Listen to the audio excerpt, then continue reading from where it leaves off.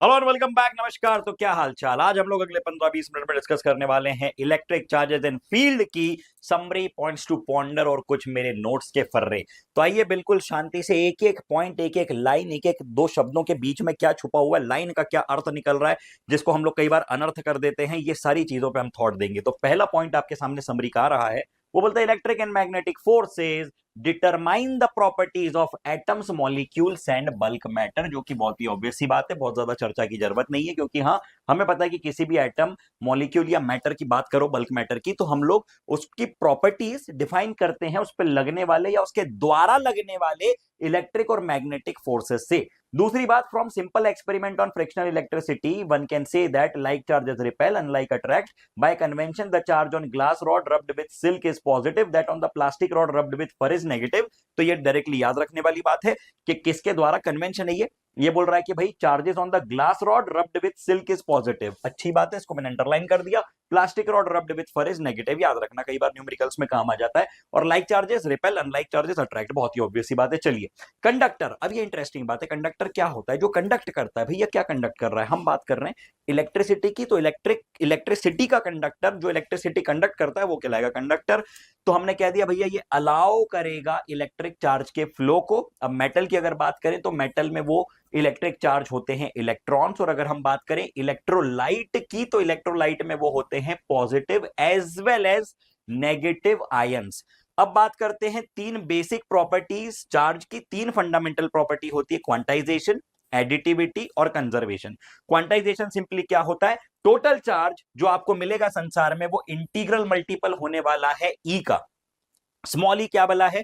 Small E is the charge of electron, और यही charge होता है प्रोटॉन का, हाँ या ना? इलेक्ट्रॉन का चार्ज माइनस का 1.6 इंटू 10⁻⁻19 कूलम, और प्रोटॉन का उसका प्लस कर दो, ठीक है। अगली चर्चा एडिटिविटी। अब एडिटिविटी का मतलब यह है कि भैया आप लोग इसको नॉर्मली स्केलर्स की तरह ऐड करने वाले हो, वेक्टर ट्रीटमेंट नहीं दोगे, प्लस माइनस देखते हुए ऐड कर दो, वही यहां पे पूरी इसमें लिखा हुआ है। कंजर्वेशन, कंजर्वेशन सिंपली ये कहता है कि एक प्रक्रिया जिसमें एक बॉडी चार्ज लूज कर रही है, दूसरी गेन कर रही है, अगर ये एक आइसोलेटेड सिस्टम है, मतलब इन पे किसी तीसरे का प्रभाव नहीं है, ये इसलिए मैंने इसको अंडरलाइन कर दिया आइसोलेटेड सिस्टम को, तो जितना एक बॉडी चार्ज लूज करेगी उतना दूसरी बॉडी चार्ज गेन करेगी। इस प्रक्रिया में ना तो आप चार्ज प्रोड्यूस कर सकते हो ना तो डिस्ट्रॉय कर सकते हो, ठीक है। स्क्रीनशॉट लेने की जल्दबाजी में मत रहना, पूरी पीडीएफ में टेलीग्राम पे शेयर कर दूंगा। चलिए चर्चा बढ़ा देते हैं आगे।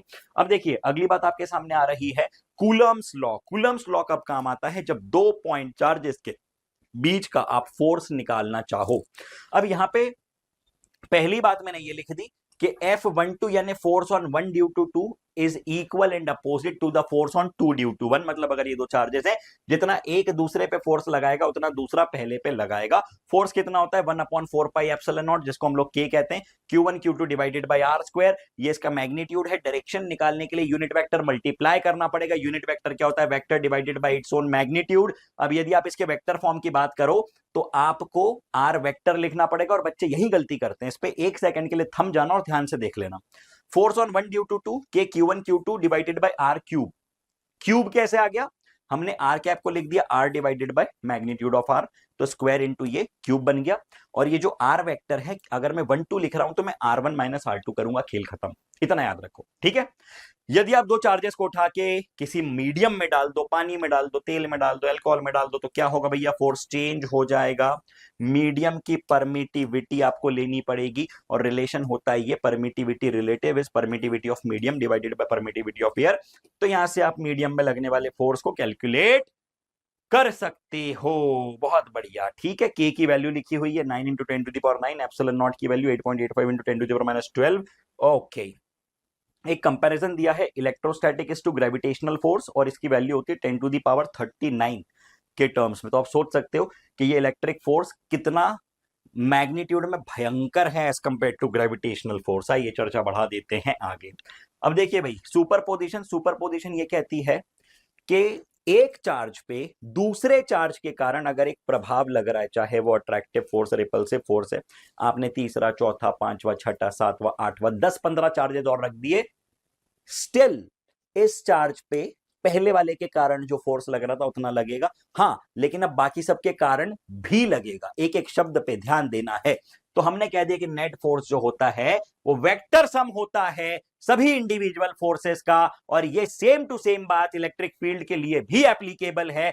सर इलेक्ट्रिक फील्ड क्या होती है? इलेक्ट्रिक फील्ड होती है force experienced bye a unit positive charge. अब ये बड़ी इंटरेस्टिंग बात है गुरु, ध्यान से सुनना। अगर मैंने यहां पे एक चार्ज ले लिया, इसको मैंने सोर्स चार्ज कह दिया, इसके द्वारा मुझे निकालना है कि किसी भी पॉइंट पे कितनी इलेक्ट्रिक फील्ड इंटेंसिटी है, तो मैंने एक छोटा सा चार्ज रख दिया जिसको मैंने टेस्ट चार्ज कहा।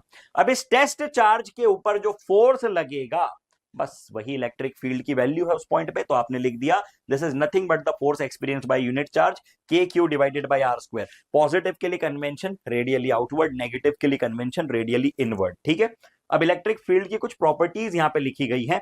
जैसे यहां पे ये बोल रहा है tangent at each point on the curve gives the direction of electric field at that point. तो ये मैंने यहाँ पे चित्र बना दिया, टेंजेंट आप लोग बनाओगे तो आपको उस पर्टिकुलर पॉइंट पे इलेक्ट्रिक फील्ड की डायरेक्शन मिलेगी। अगली चर्चा, the relative closeness of electric field indicates the strength of the electric field. मतलब जिस रीजन में ज्यादा पास पास है इलेक्ट्रिक फील्ड, वहां पे इलेक्ट्रिक फील्ड स्ट्रेंथ ज्यादा है एज कंपेयर टू वो रीजन जहां पे इलेक्ट्रिक फील्ड लाइंस दूर दूर हैं। अगली चर्चा, अगर आपने बिल्कुल ऐसी ऐसी ऐसी बिल्कुल बराबरी पे स्पेस्ड इलेक्ट्रिक फील्ड लाइंस बनाई है ना, तो यहां पे ये क्या रिप्रेजेंट कर रहा है? ये uniformly spaced electric field lines represent कर रहा है। ठीक है, इन some of the important properties of field lines are, पहली point, field lines are continuous curves without any break, break वगैरह इसमें नहीं होते, कंटिन्यूअस कर्व है ये। Two field lines can never intersect, अभी आपको पता चल गया क्योंकि टेंजेंट बनाने पे वो आपको दे रहा है डायरेक्शन, तो दो डायरेक्शन मिल जाएंगी अगर ये इंटरसेक्ट कर गई तो। Electrostatic field line start at positive charge, positive pay start और नेगेटिव पे terminate, and they can not form closed loop. बहुत ही महत्वपूर्ण पॉइंट के ये क्लोज्ड लूप नहीं बना सकते हैं, क्योंकि इलेक्ट्रोस्टैटिक फोर्स जो होता है, इलेक्ट्रोस्टैटिक फील्ड जो होती है, ये होती है कंजर्वेटिव नेचर में। ठीक है बात। अब बात करते हैं डाइपोल की। डाइपोल क्या होता है मेरे भाई? डाइपोल एक ऐसा सिस्टम होता है जिसमें पॉजिटिव नेगेटिव चार्जेस कुछ दूरी पे सेपरेटेड होते हैं। यदि मैं इस पॉइंट पे जाके खड़ा हो जाऊं जो कि एक्सिस पे लाई कर रही है, तो ये पोजीशन कहलाती है एक्सियल पोजीशन। अब यहां पे पॉजिटिव के कारण रिपल्सिव, नेगेटिव के कारण अट्रैक्टिव, लेकिन ये नजदीक है तो नेट डोमिनेंस इसका होगा और इलेक्ट्रिक फील्ड लाइन की डायरेक्शन आप यहां बना दोगे। सर डाइपोल कैसी क्वांटिटी है? डाइपोल एक वेक्टर क्वांटिटी है जिसकी डायरेक्शन नेगेटिव से पॉजिटिव की तरफ होती है। तो आपको यह पता चल गया कि इस पॉइंट पे इलेक्ट्रिक फील्ड की डायरेक्शन और डाइपोल की डायरेक्शन सेम है, मतलब एक्सियल पोजीशन के लिए इलेक्ट्रिक फील्ड पैरेलल है डाइपोल के। ठीक है, डाइपोल मोमेंट वेक्टर के। अब यदि मैं इक्वेटोरियल पोजीशन की बात करूं जो कि परपेंडिकुलर बाइसेक्टर पे होता है, तो पॉजिटिव के कारण रिपल्सिव, नेगेटिव के कारण अट्रैक्टिव, रिजल्टेंट डायरेक्शन आएगी इधर। किधर? ये जो डाइपोल मोमेंट वेक्टर है इसके अपोजिट, तो ये बन गया ई नेट और ये है पी। बात समझ में आती है? अभी मैंने सिर्फ डायरेक्शन की चर्चा की है। तो यहां पे कितनी वैल्यू होती है गुरु? सबसे पहले डाइपोल मोमेंट क्या होता है? डाइपोल मोमेंट होता है चार्ज इनटू सेपरेशन, और अगर आप निकालना चाहो इलेक्ट्रिक फील्ड तो आपको सेंटर से दूरी लेनी है। इस दूरी को आप लोगों ने ले लिया आर, और रिजल्ट आप लोग लिख देंगे ये, how much is this? KP by R cube minus KP by R cube. For equatorial और एक्सियल के लिए 2 kp divided by R cube. दोनों एक्सप्रेशंस याद रखना है, एक्सियल और ये इक्वेटोरियल। ठीक है, यदि आप एक डाइपोल को इलेक्ट्रिक फील्ड में रख देते हो तो उस पर कितना फोर्स लगेगा?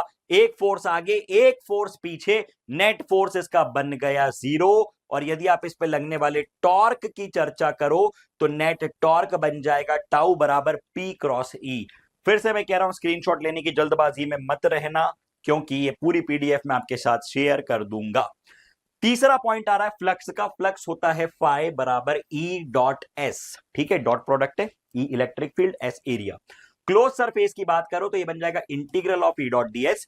अगर आप बात करो एस की तो ये क्या है? ये एरिया वेक्टर है। इसकी डायरेक्शन होती है परपेंडिकुलर टू द सरफेस। ये रहा आपका एरिया और ये रहा आपका area vector. The direction of area vector is perpendicular to the surface. ठीक है, यदि ये क्लोज सरफेस है और इसके भीतर और बाहर कुछ चार्जेस रखे हुए हैं तो जो रिजल्टेंट फ्लक्स होगा वो सिर्फ, और जो रिजल्टेंट फ्लक्स कैलकुलेट होगा वो सिर्फ और सिर्फ एनक्लोज चार्जेस के कारण होगा।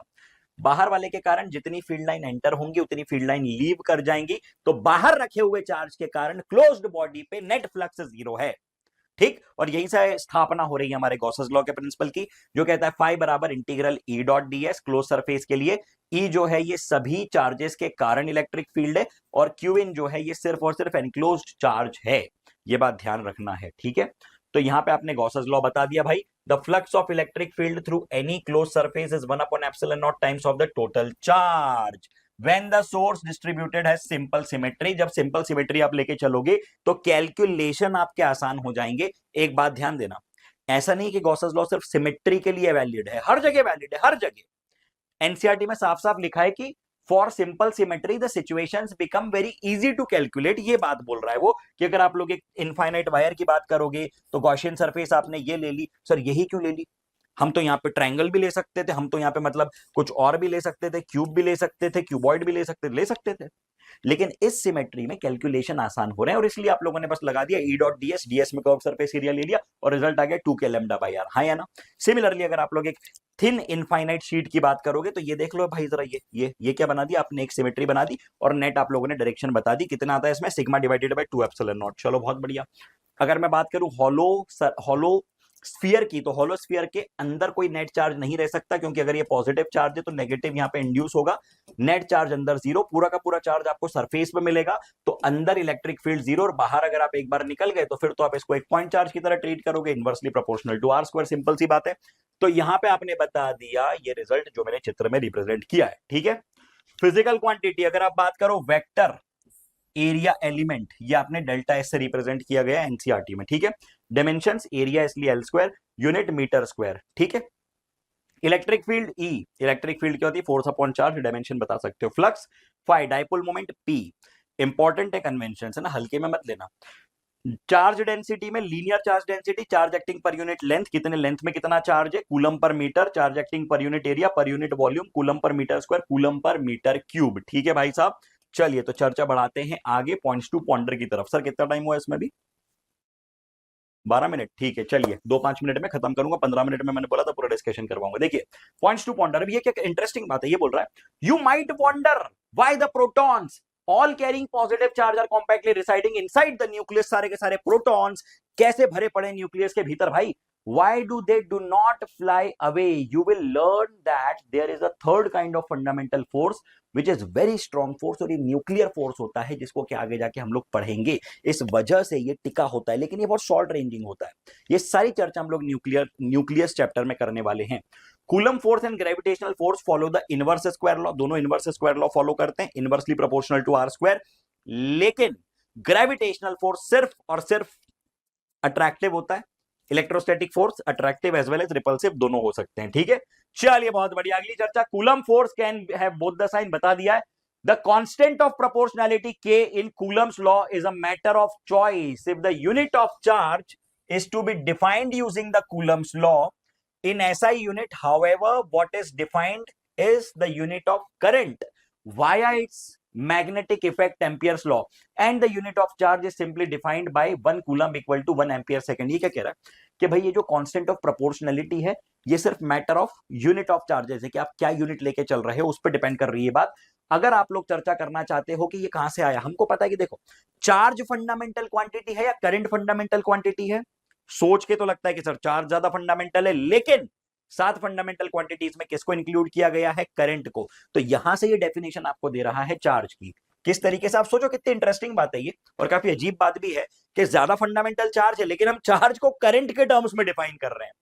और यही ये बताना चाह रहा है कि आप यहाँ पे जो के है ना, के के टर्म्स में क्यू का फॉर्मूला नहीं ला सकते हो। मतलब कल को अगर किसी की इच्छा हो जाए कि भाई एफ इक्वल टू के times of Q1 Q2 divided bye r², तो यहां से मैं Q को लिख दूं एफ r² डिवाइडेड बाय के की पावर 1/2, और यहां से इसकी कोई डेफिनेशन या फॉर्मूला निकालू, तो वही बताना चाह रहा है, बोल रहा है थम जाओ एक सेकंड के लिए भाई, आप लोगों ने फंडामेंटल लेके रखा है करंट को और आप यहां से इसको डिफाइन कर रहे हो। The rather large value of k, that is the large size of the nuclear unit of charge from the point of view of electric effects arise because of the mentioned point 3. The unit of charge is defined in terms of magnetic forces, force on current carrying wire, which are generally much weaker than the electric forces. Thus, while 1 ampere is a unit of reasonable size for magnetic effects. 1 coulomb equal to 1 ampere second is too big a unit for electric effects. यही बताना चाह रहा है कि भैया हम पहले scientist लोग पहले इलेक्ट्रिसिटी मैग्नेटिज्म अलग अलग बातें समझते थे, बाद में पता चला कि भाई ये तो इंटर रिलेटेड है, एक से दूसरे दूसरे से पहले में पहुंच सकते हैं।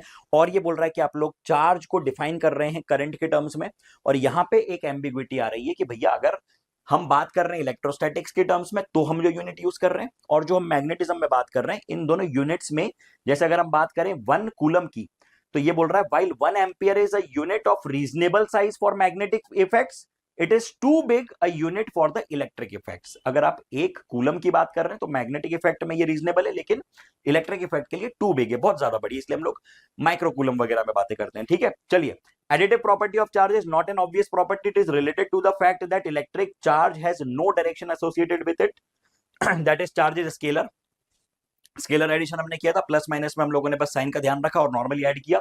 Charge is not only a scalar quantity और invariant under rotation, it is also invariant for frame of reference in relative motion. ये बड़ी इंटरेस्टिंग बात है, रिलेटिव मोशन में टाइम डायलेशन, लेंथ में आप लोगों को रिलेटिव आंसर मिलेगा, इवन काइनेटिक एनर्जी जैसी टर्म्स आप लोगों को वेरी करती हुई मिलेंगी, लेकिन चार्ज एक बड़ी इंटरेस्टिंग चीज है क्योंकि इनवेरिएंट है, रिलेटिविस्टिकली इनवेरिएंट है। आप किसी भी फ्रेम में चले जाओ, आप रिलेटिव फ्रेम्स में चले जाओ, चार्ज की वैल्यू चेंज नहीं होगी।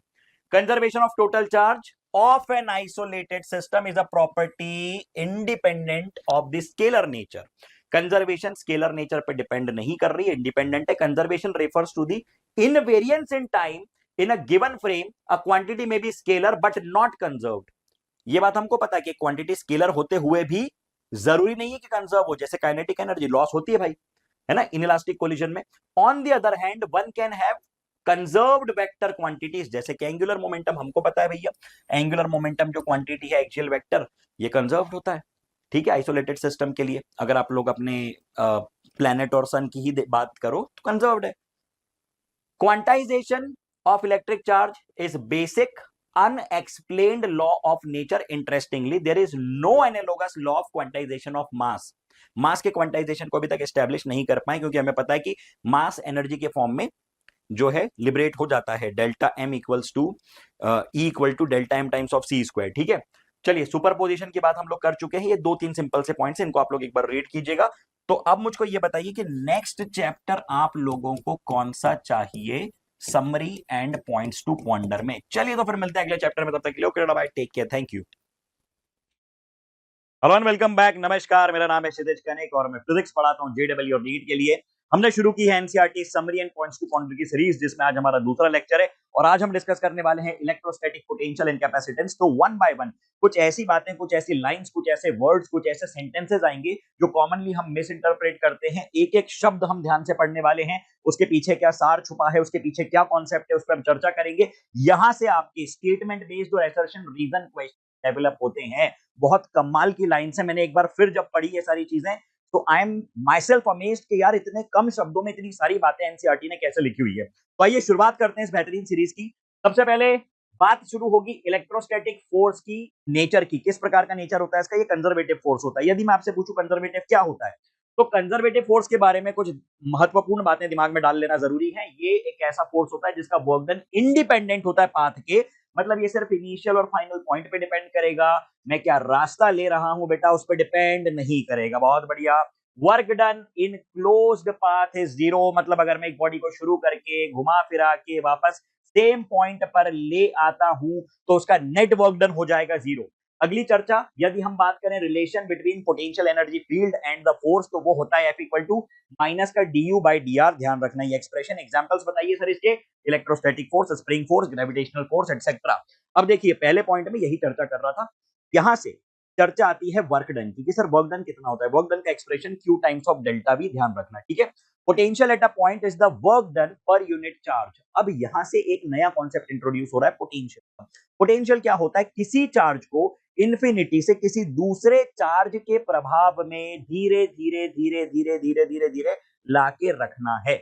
एक एक शब्द ध्यान से सुनना, मैंने धीरे धीरे बोला। धीरे धीरे क्यों लाना है, क्योंकि काइनेटिक एनर्जी कांस्टेंट रहनी चाहिए, change in kinetic energy zero होनी चाहिए। मतलब जो पूरा का पूरा वर्क डन है वो सिर्फ और सिर्फ इलेक्ट्रोस्टैटिक फोर्स के अगेंस्ट या इलेक्ट्रोस्टैटिक फोर्स के अगेंस्ट ही यूज हो रहा है। किसी भी प्रकार का वर्क डन बॉडी को एक्सेलरेट करवाने में नहीं किया गया है। एक एक शब्द पे ध्यान देना भाई, ठीक है। तो हमने डेफिनेशन बता दी कि पोटेंशियल क्या है, work done per unit charge bye an external agency. कौन लेके आ रहा है? हम लेके आ रहे हैं। हम कौन है? हम एक्सटर्नल फोर्स है, ठीक है। चलिए बहुत बढ़िया, आगे की चर्चा करते हैं। यहाँ पे से आप लोग डेफिनेशन बताते हैं पोटेंशियल की, जो क्या थी, के क्यू बाई आर। अब पोटेंशियल आपने कहा work done per unit charge, scalar quantity है। मान लीजिए कि ये है चार्ज, इसको अभी मैं सोर्स चार्ज कह रहा हूं क्योंकि इसके प्रभाव में मैं दूसरे चार्ज को लेकर आ रहा हूं। अगर ये चार्ज नहीं होता तो इस दूसरे चार्ज को इन्फिनिटी से लाके रखने में मुझे कोई वर्क नहीं करना पड़ता। क्या ये बात क्लियर हुई? अगर कोई चार्ज प्रेजेंट नहीं होता तो मैं एक तीसरे चार्ज को लेके कहीं पर भी लाके अगर रखता हूं तो उसमें मुझे कोई काम नहीं करना पड़ता, क्योंकि इसके अगेंस्ट करोगे। ये तो वही बात हो गई कि दुनिया में अगर फ्रिक्शन ही नहीं है तो हमें चलने में कोई मेहनत नहीं करनी पड़ रही। अब ये बात अलग है कि सर चल नहीं पाओगे, लेकिन अगर किसी प्रकार का डिसिपेटिव फोर्स नहीं है तो किसके अगेंस्ट वर्क डन हो ही नहीं रहा है ना। चलिए, तो यहां पे से ध्यान देने वाली बात यह है कि मेरे भाई रेफरेंस हमने लिया हुआ इंफिनिटी, और इंफिनिटी पे पोटेंशियल लेके चलते हैं जीरो। कैसे लेके आना है? धीरे धीरे लेके आना है, कांस्टेंट स्पीड पे लेके आना है। अब चर्चा बढ़ाते हैं। अगला point, electrostatic potential at a point with position vector R due to a dipole. Dipole के कारण आपको निकालना है पोटेंशियल। मान लीजिए ये माइनस क्यू और ये प्लस क्यू, तो माइनस क्यू के कारण पोटेंशियल यहां लिखोगे, प्लस क्यू के कारण यहां लिखोगे, बीच का डिस्टेंस आर ले लिया और ये एंगल थीटा ले लिया। जनरल एक्सप्रेशन आप लोग ध्यान रखना, KP cos theta divided by are square. अब यदि मैं इस पॉइंट को उठा के यहां ले आऊं, इस पॉइंट पे ले आऊं, तो ये पॉइंट कहलाएगा एक्सियल पॉइंट, और यदि मैं इस पॉइंट को उठा के यहां ले जाऊं तो ये पॉइंट कहलाएगा इक्विटोरियल पॉइंट। देख के समझ में आ रहा है कि इक्विटोरियल पॉइंट के लिए डायपोल की वैल्यू आ जाएगी zero. Minus Q plus Q के कारण कैंसल आउट हो जाएगा और वैल्यू आ जाएगी जीरो। एक्सियल के कारण निकालना हुई तो मैं क्या करूंगा? थीटा को जीरो कर दूंगा। ये जनरल एक्सप्रेशन इसलिए मैंने कहा ध्यान रखना। अगर आपने नोट किया हो तो इलेक्ट्रिक फील्ड का expression inversely proportional to R cube होता था, और यहां पे expression inversely proportional to R square है। तो जब एक्सियल की बात करूंगा, यानी यहां पे मैं बात करूंगा, तो थीटा जीरो और v की वैल्यू आ गई KP by are square, theta 90, v की वैल्यू आ गई जीरो। बहुत शानदार। इक्वी पोटेंशियल सरफेस क्या होती है मेरे भाई? इक्वी पोटेंशियल सरफेस वो सरफेस होती है जिसमें पोटेंशियल सेम है, ठीक है। तो सबसे पहले पोटेंशियल ड्यू टू डाइपोल का एक्सप्रेशन आपने लिख दिया, ध्यान देने वाली बात आपने बता दी। अब यदि हम पोटेंशियल की बात करें फॉर मल्टीपल चार्जेस, तो इसमें डायरेक्ट आप स्केलर एडिशन करेंगे। क्यों स्केलर एडिशन करेंगे? क्योंकि भाई ये स्केलर क्वांटिटी है। नॉर्मल एडिशन किया है आपने, इसमें सुपर पोजिशन बहुत ही सिंपल सा लगा है, प्लस कर दिया आपने सारे के सारे पोटेंशियल, ठीक है।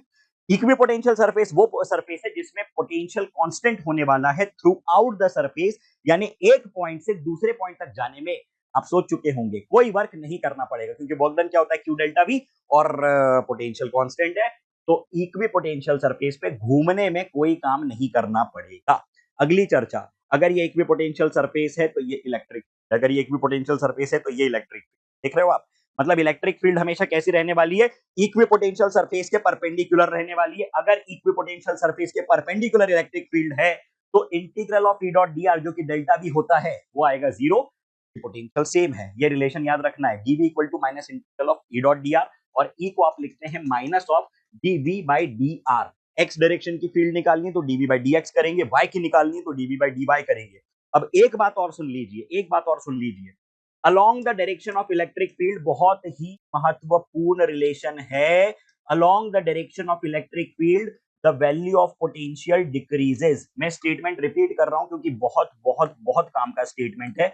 अगर आप इलेक्ट्रिक फील्ड की डायरेक्शन में आगे बढ़ते हैं, अगर आप इलेक्ट्रिक फील्ड की डायरेक्शन में आगे बढ़ते हैं तो वहां पे पोटेंशियल की वैल्यू घटेगी। मतलब अगर मैं दो पॉइंट बना देता हूं, पॉइंट नंबर ए और पॉइंट नंबर बी, तो पोटेंशियल एट पॉइंट ए ज्यादा होने वाला है पोटेंशियल एट पॉइंट बी से, और वही रिलेशन ये डिपेक्ट कर रहा है।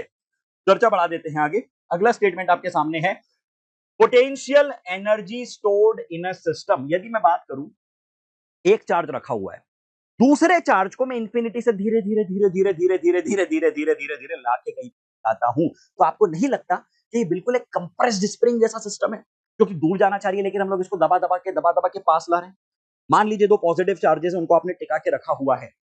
अब यदि ये सिस्टम डेवलप्ड है तो इसकी एनर्जी कितनी है? उतनी ही जितना कि वर्क करना पड़ा इसको बनाने में। कितना वर्क करना पड़ा बनाने में? वर्क हो जाएगा integral of F dot D R, और जब आप इसको सॉल्व करते हैं तो रिलेशन आता है k q q by are square, sorry k q q by r. Simple सा रिलेशन है, सभी को याद रहता है। आइए चर्चा बढ़ाते हैं आगे। तो वर्क डन जो होता है वही जाती है पोटेंशियल एनर्जी में। एक्सप्रेशन आपके सामने लिखा हुआ है, potential energy of a charge in external potential आपने बताया। अब अगर हम डायपोल की बात करें, कैसे डायपोल की सर, मान लो ये डायपोल है, माइनस क्यू प्लस क्यू जो ऐसे रखा हुआ था, और ये एक्सटर्नल फील्ड है पूरी सिचुएशन में। यदि मैं इसको धीरे धीरे घुमाने का प्रयास करूं तो आपको नहीं लगता कि इसको घुमाने में मुझे मेहनत करनी पड़ी है? जैसे ही मैं इसको छोड़ूंगा वापस ये सीधा हो जाएगा।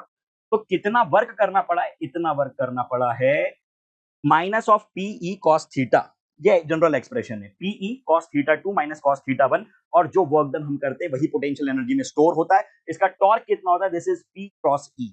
ठीक है बात, क्या इतनी पूरी चर्चा क्लियर है? बिल्कुल, एक एक पॉइंट 7वें पॉइंट तक। तो आइए चर्चा बढ़ाते हैं आगे। याद रखना, डायरेक्टली डायपोल मोमेंट के कारण जब आप उसको घुमाते हो एक्सटर्नल फील्ड में तो कितनी पोटेंशियल एनर्जी आती है? Minus of P dot E.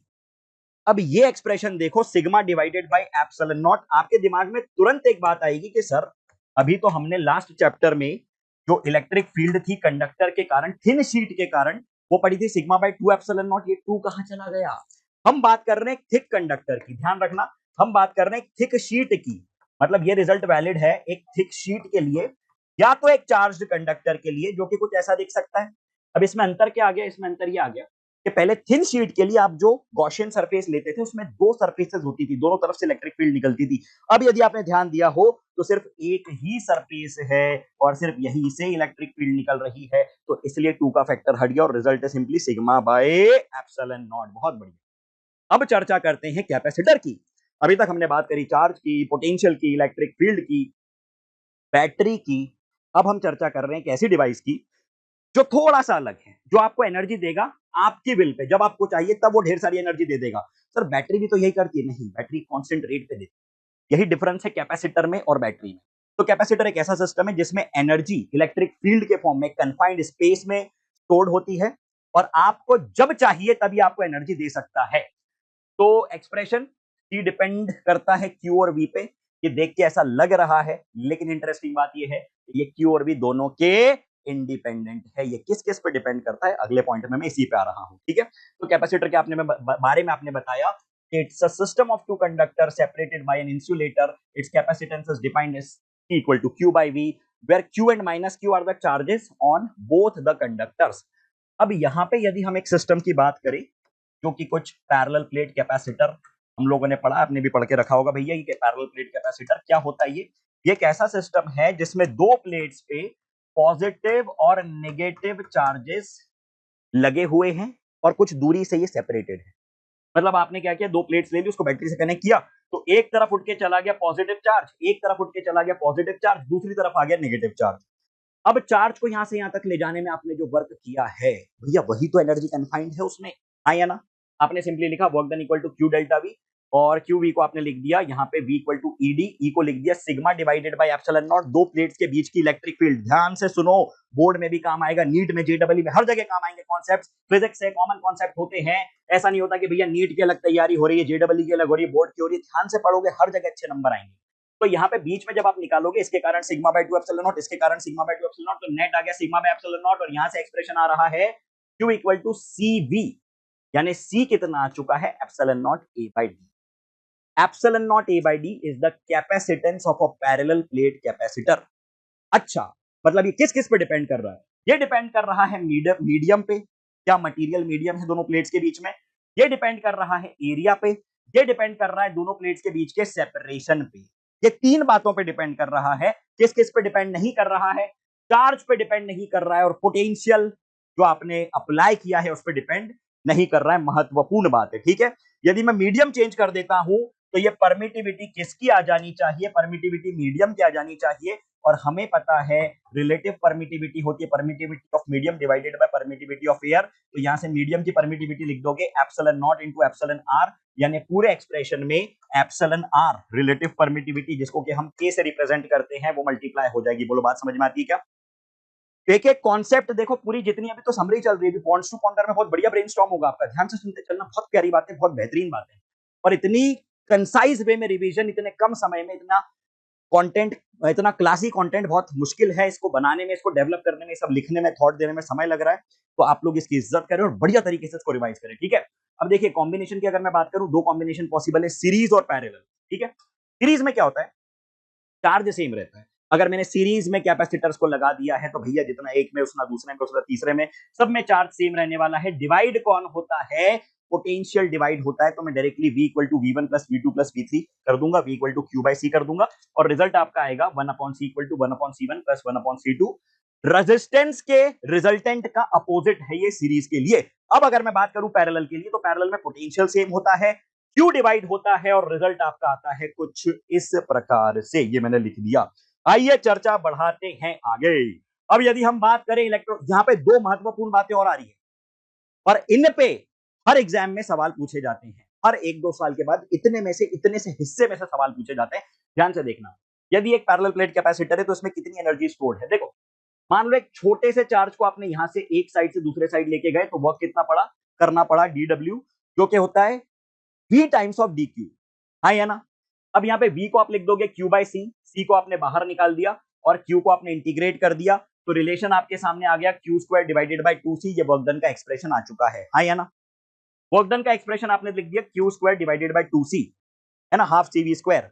अब यदि हम चर्चा करें एनर्जी डेंसिटी की, इलेक्ट्रोस्टैटिक एनर्जी डेंसिटी जो कि होती है energy acting per unit volume, energy stored पर यूनिट वॉल्यूम, क्या हो जाएगी मेरे भाई, ये हो जाएगी half cv square divided by the volume. अब यहां पे आपने v को लिख दिया E इंटू डी और वॉल्यूम को लिख दिया एरिया इंटू लेंथ। बस आपने सॉल्व किया, ये आ गया half epsilon naught E square. खेल खत्म। इंपॉर्टेंट एक्सप्रेशन है, याद रखना है। क्या लिख दिया आपने, half epsilon naught C square, half epsilon naught E square. ठीक है, ये लिख दिया, ये महत्वपूर्ण है। ठीक, TMP, energy per unit volume. अब देखो कुछ कन्वेंशंस हैं जो आपको ध्यान रखना है क्योंकि एनसीईआरटी के कन्वेंशंस ही एनटीए भी वैलिड मानता है। कई किताबों में इनको रिप्रेजेंटेशंस अलग अलग किया होता है लेकिन आपको पता होना चाहिए एनसीईआरटी में क्या दिया हुआ है। जैसे अगर हम बात करें पोटेंशियल की तो पोटेंशियल को V से या फाई से हम लोग रिप्रेजेंट करते हैं। फाई कॉमनली फ्लक्स होता है, आपको V ही देखने को मिलेगा। कैपेसिटेंस C, यूनिट्स डायमेंशंस आपके सामने लिखे हुए हैं। रिमार्क बोल रहा है potential difference is physically significant. Potential एक पॉइंट पे बहुत ज्यादा हम चर्चा में नहीं लेते, हम दो पॉइंट्स के बीच के पोटेंशियल डिफरेंस की चर्चा करते हैं जहां से हम लोग वर्क डन एनर्जी तक पहुंचते हैं। ठीक है, तो capacitance, polarisation P, electric dielectric constant K जो कि डायमेंशन लेस होता है क्योंकि रेशो होता है, हम देख चुके हैं। अब भी मैंने थोड़ी देर पहले इसका फॉर्मूला बताया था। अब ये 6 पॉइंट, भाई मजा आ गया जब मैंने 6 पॉइंट पढ़े। कुल मिला के 7 पॉइंट है पॉइंट्स टू पॉन्डर में। ये 7 पॉइंट जब मैंने पढ़े ना वापस से और मैंने इन पे थॉट दिया तो बहुत आनंद आया। सुनो, अब ये बोल रहा है कि पहले पॉइंट में electrostatic deals with forces between charges at rest. बड़ी अच्छी बात है कि यार हम तो चार्जेस एट रेस्ट पे बात करते हैं, लेकिन ये संभव कैसे, पढ़ना इसको पूरा। ये बोल रहा है कि संभव कैसे, ये पॉसिबल कैसे कि दो चार्जेस रेस्ट पे हैं जबकि दोनों पे फोर्स लग रहा है। मतलब अगर ये दो चार्जेस रखे इन पे फोर्स लग रहा है तो ये टिके कैसे हुए हैं।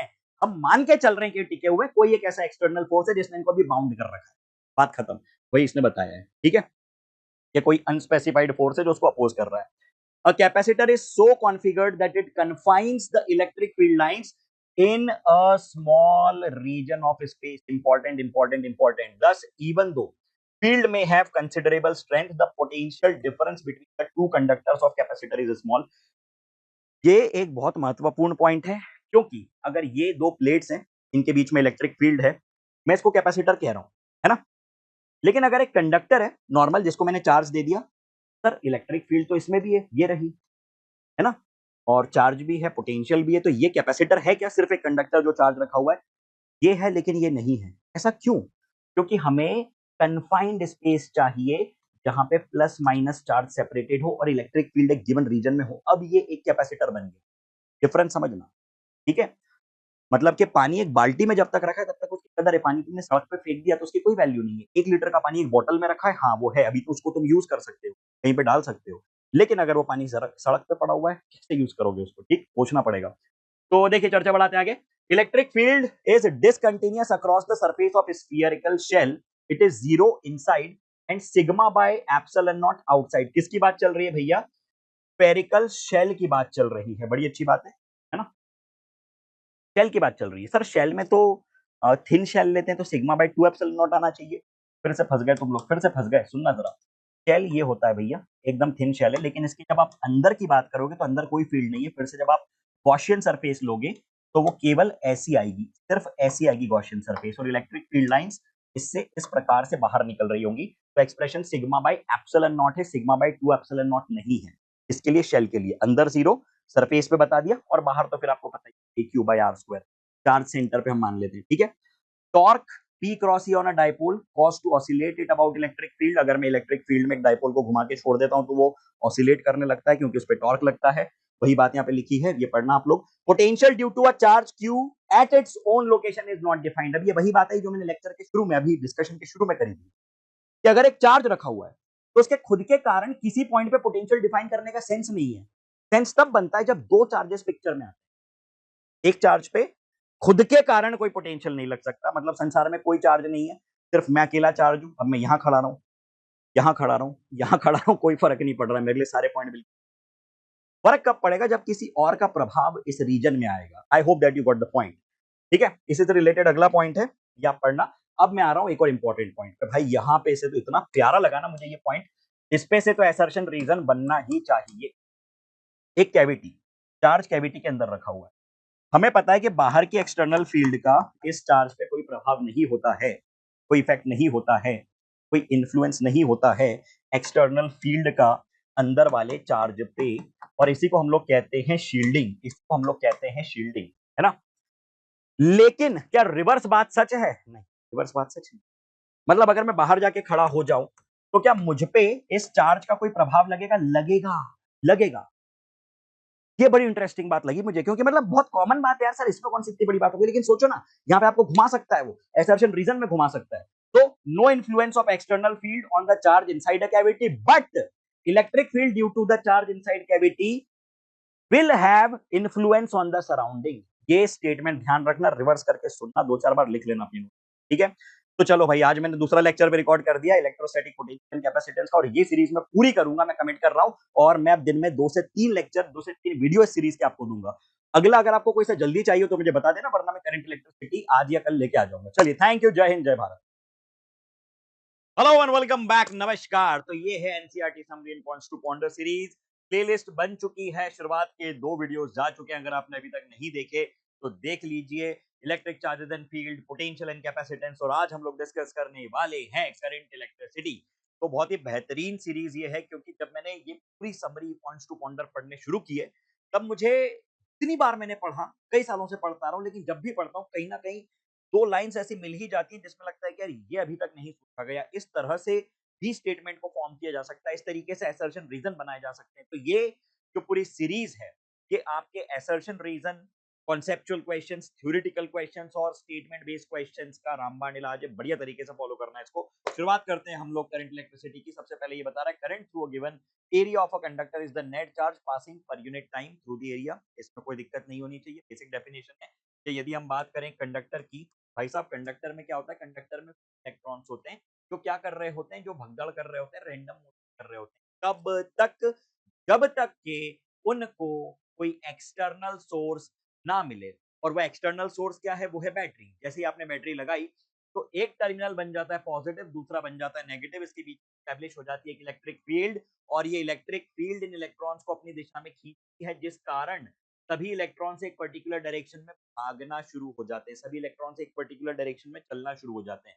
अब ये है direction of motion of electrons, और इसके अपोजिट में होता है direction of motion of current. तो ये कन्वेंशनल करंट और इलेक्ट्रॉन करंट मैंने यहाँ पे रिप्रेजेंट कर दिए, ठीक है। अब देखिए, अगली चर्चा आती है कि आखिरकार ऐसा हुआ क्यों। सोचे अगर कि इलेक्ट्रॉन्स क्या कर रहे थे, वो तो अपने जीवन में खुद से भाई भाग रहे थे, दौड़ रहे थे, बिल्कुल उसी तरह से जिस तरह से क्लास में बच्चे उछल कूद कर रहे होते हैं। कब तक? जब तक टीचर ना आ जाए। तो बच्चे कौन है? Free electrons. और टीचर कौन है? वो बैटरी है। जैसे ही टीचर आते हैं सब भाई एकदम स्ट्रेट लाइन में आ जाते हैं अपनी, जो टीचर बोलेगा वो होगा। फिर टीचर ने बोला इधर चलो, सब लाइन बना के चलने लगे। होता है कि नहीं ऐसा? बचपन की याद आ गए। तो टीचर कौन है भाई साहब? ये बैटरी है। अब अगर हम बात करें, यहाँ पे 2 टर्म्स आपको सुनने को मिलने वाली हैं, एक वोल्टेज और एक EMF. To maintain a steady current we must have a close circuit. बना दिया मैंने close circuit, in which an external agency moves the electric charge from lower potential to higher potential। ये संसार का नियम है मेरे भाई। एक्सटर्नल एजेंसी यानी मेहनत हमको कहां करनी पड़ेगी? जहां पे आप लोअर से हायर की तरफ जाना चाहे, चाहे मैं बात करूं lower gravitational potential to higher potential, चाहे मैं बात करूं एक पाइप है जिसमें आप पानी ऊपर की तरफ धकेलना चाह रहे हो, चाहे हम बात करें करंट की। तो यदि करंट को आप लोग, इलेक्ट्रॉन्स को आप लोग एक तरफ से दूसरी तरफ भेजना चाह रहे हो, तो आपको एक करंट लग रहा है। आप इन चार्ज कैरियर्स को मूव करवाना चाह रहे हो, उसके लिए आपको एक एक्सटर्नल सोर्स लगा जिसको आपने बैटरी कहा। The work done per unit charge by the source in taking the charge from lower to higher potential that is from one terminal to the other is called the electromotive force. अब देखना थोड़ा यहाँ पे थम जाना शांति से, गहरी बात आ रही है इसलिए मैं अपनी टोन अपनी पिच एकदम अभी धीमी कर रहा हूं, ध्यान से सुनो। इलेक्ट्रोमोटिव फोर्स मेरे भाई, इलेक्ट्रोमोटिव फोर्स जिसको कि हम ईएमएफ कहते हैं, ये क्या है? ये इसने बोला है the work done per unit charge in taking a charge from lower to higher potential. एक चार्ज को आप लोअर से हायर की तरफ लेके जाना चाहें तो आपको जो काम करना पड़ रहा है वो है EMF. Note that the EMF is not a force. नाम में फोर्स आ रहा है लेकिन फोर्स नहीं। क्या है ये? वो maximum amount of work done है जो एक बैटरी दे सकती है, आप ऐसे समझ। It is the voltage difference between the two terminals of a source in open circuit. अब आप ये समझिए, अगर ये ओपन सर्किट है तो क्या मैं ये कह सकता हूं कि भैया जो बैटरी की मैक्सिमम क्षमता है, जो बैटरी की मैक्सिमम एबिलिटी है, वो अभी स्टोर्ड है।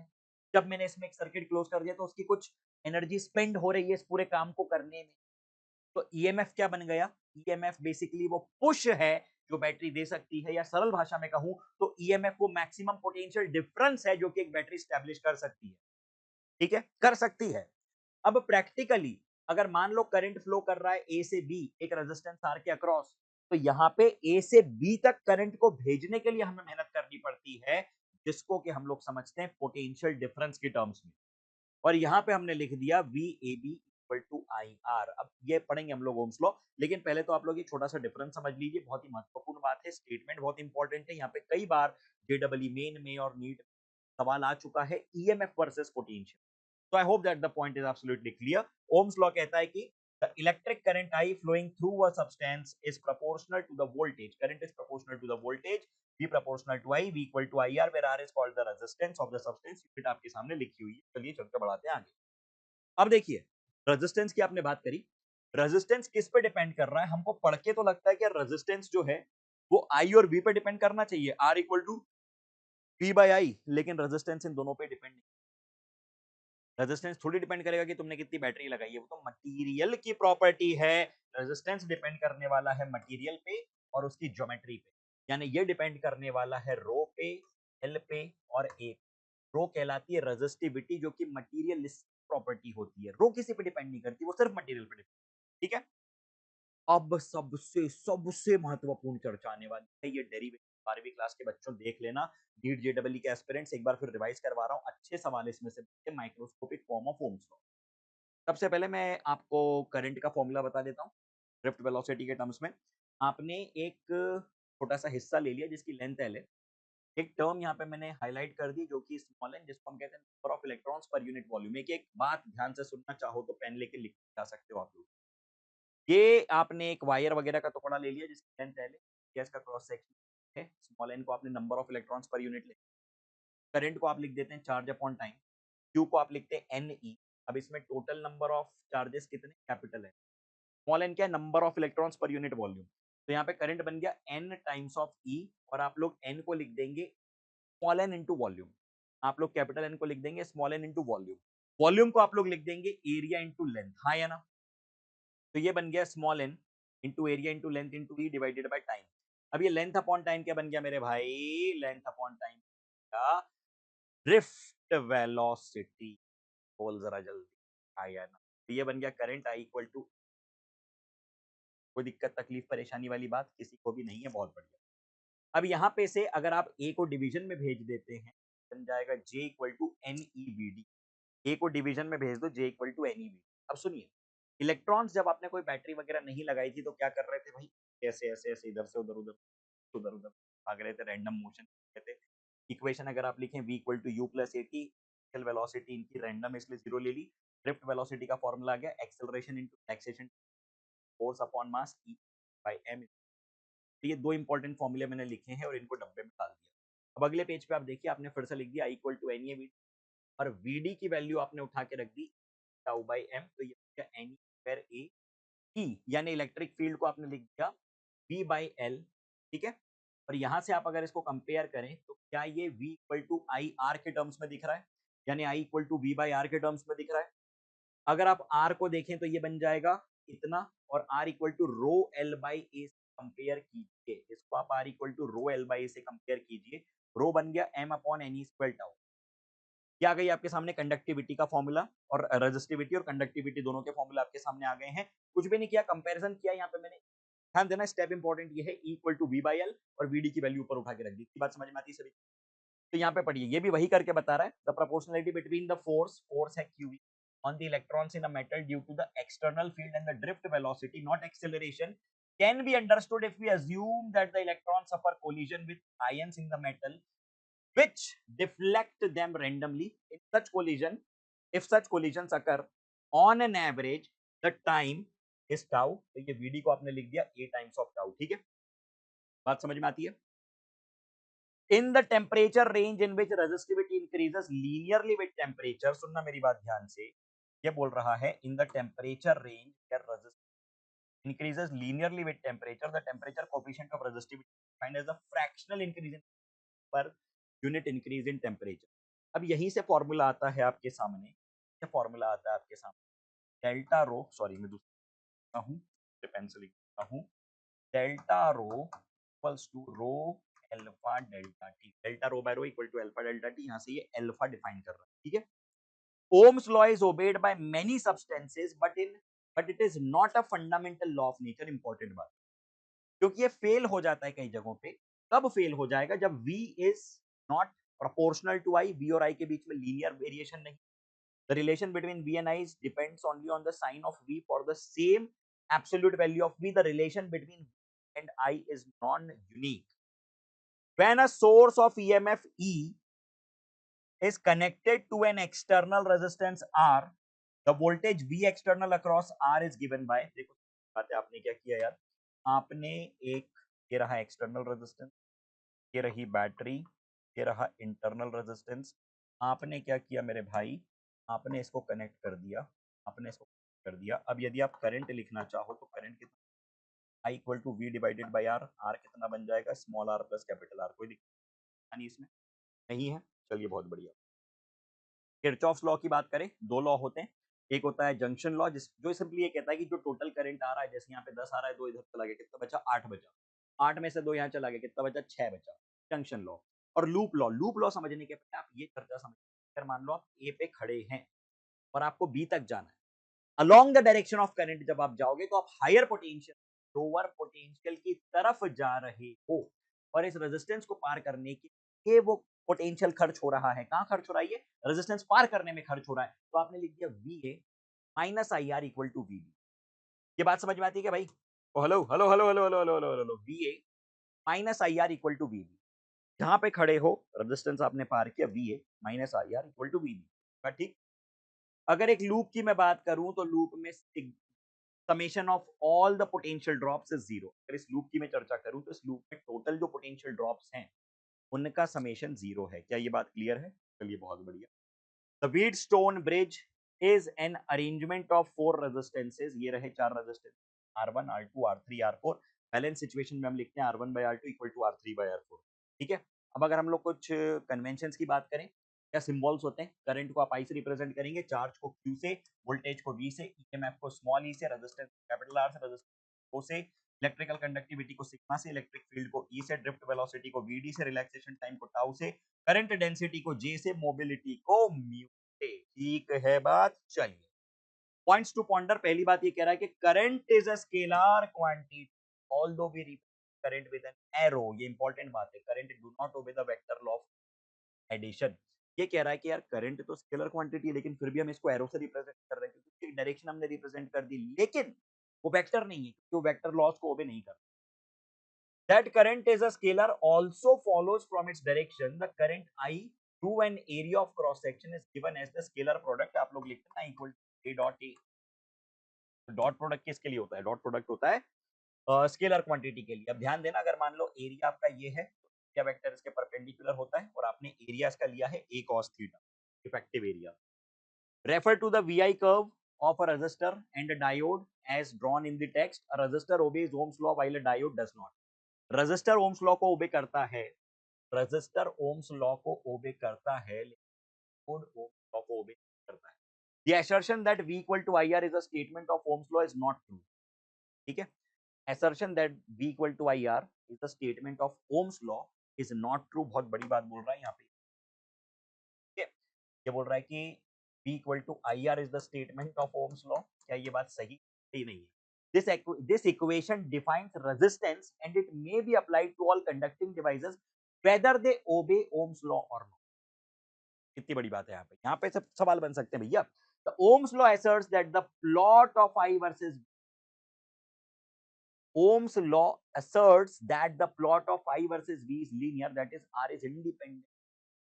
वही तो मैंने स्टार्टिंग में कहा कि रेजिस्टेंस थोड़ी ना डिपेंड करने वाला आपने कितना लगाया, आपने सर्किट में कितना करंट है। Equation E equals to rho times of J, जहां पे से मैंने लिखा था ना भी J equal to E sigma, sigma को डिवीजन में भेज दोगे रो बन जाएगा। तो E equal to rho times of J leads to another statement of Ohm's law, that is a conducting material obeys Ohm's law when the resistivity of the material does not depend upon the magnitude and direction of the electric field।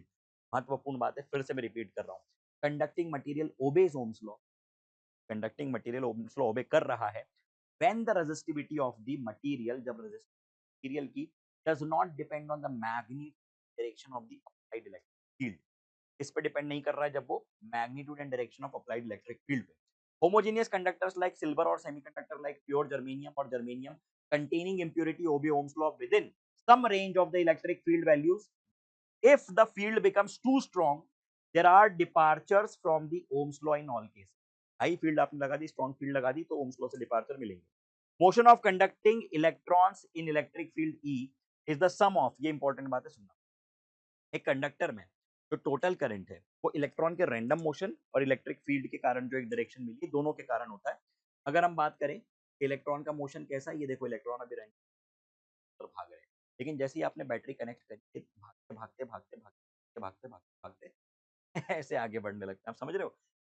इसका मतलब ये नहीं हुआ है कि जैसे आपने battery connect करी का रैंडम मोशन बंद हो गया और सारे बिल्कुल स्ट्रेट एक साथ चलने लगे। नहीं, वो रैंडम मोशन कर रहे हैं, लेकिन पहले वो रैंडम मोशन जहाँ पे कर रहे थे उसके साथ साथ अब वो आगे भी बढ़ने लगे हैं। रैंडम मोशन करते ही इलेक्ट्रॉन से आगे भी, ये फर्क पड़ा है बैटरी का। ठीक है, तो चलिए आई थिंक यही इतना ही था NCERT summary and points to ponder में। नेक्स्ट चैप्टर में मिलेंगे। आप लोग सभी इस प्लेलिस्ट को डेफिनेटली जाके देखना, और आप लोग किस प्रकार का कंटेंट चाहते हैं मुझे बताना। मैं क्वालिटी कंटेंट आपके लिए हमेशा लाने के लिए तत्पर रहता हूं, तो आप बताइएगा जरूर। Thank you. जय हिंद, जय Bharat. Hello and welcome back. नमस्कार, तो क्या हाल है? Finally we are back with the summary and points to ponder series.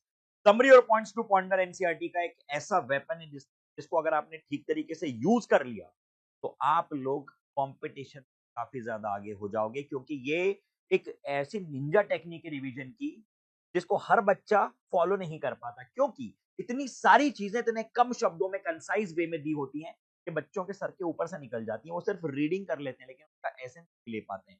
मैं एक एक शब्द को, एक एक लाइन को, एक एक लाइन के पीछे के थॉट को यहाँ पे एक्सप्लेन करने वाला हूँ, और वो भी सिर्फ 15 से 20 मिनट के ड्यूरेशन में। तो आइए करते हैं शुरुआत मैग्नेटिक इफेक्ट्स ऑफ करंट की।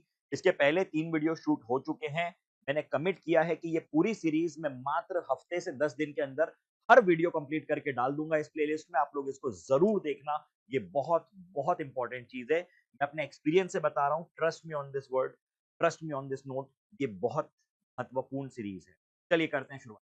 तो बात कर रहे हैं हम लोग मैग्नेटिक इफेक्ट ऑफ करंट की, और पहला कॉन्सेप्ट जो हमारे सामने आ रहा है वो है लॉरेंट्ज फोर्स। अब देखो भाई, बात कुछ है कि यदि एक चार्ज, चार्ज की क्या प्रॉपर्टी होती है, अगर चार्ज रुका हुआ है तो वो इलेक्ट्रिक फील्ड प्रोड्यूस करेगा अपने आसपास, जिसको हमने इलेक्ट्रोस्टैटिक में पढ़ा। अगर एक चार्ज मूव कर रहा है कांस्टेंट वेलोसिटी से, तो इलेक्ट्रिक फील्ड के साथ साथ मैग्नेटिक फील्ड भी प्रोड्यूस करता है, जो कि हम इस चैप्टर में पढ़ने वाले हैं।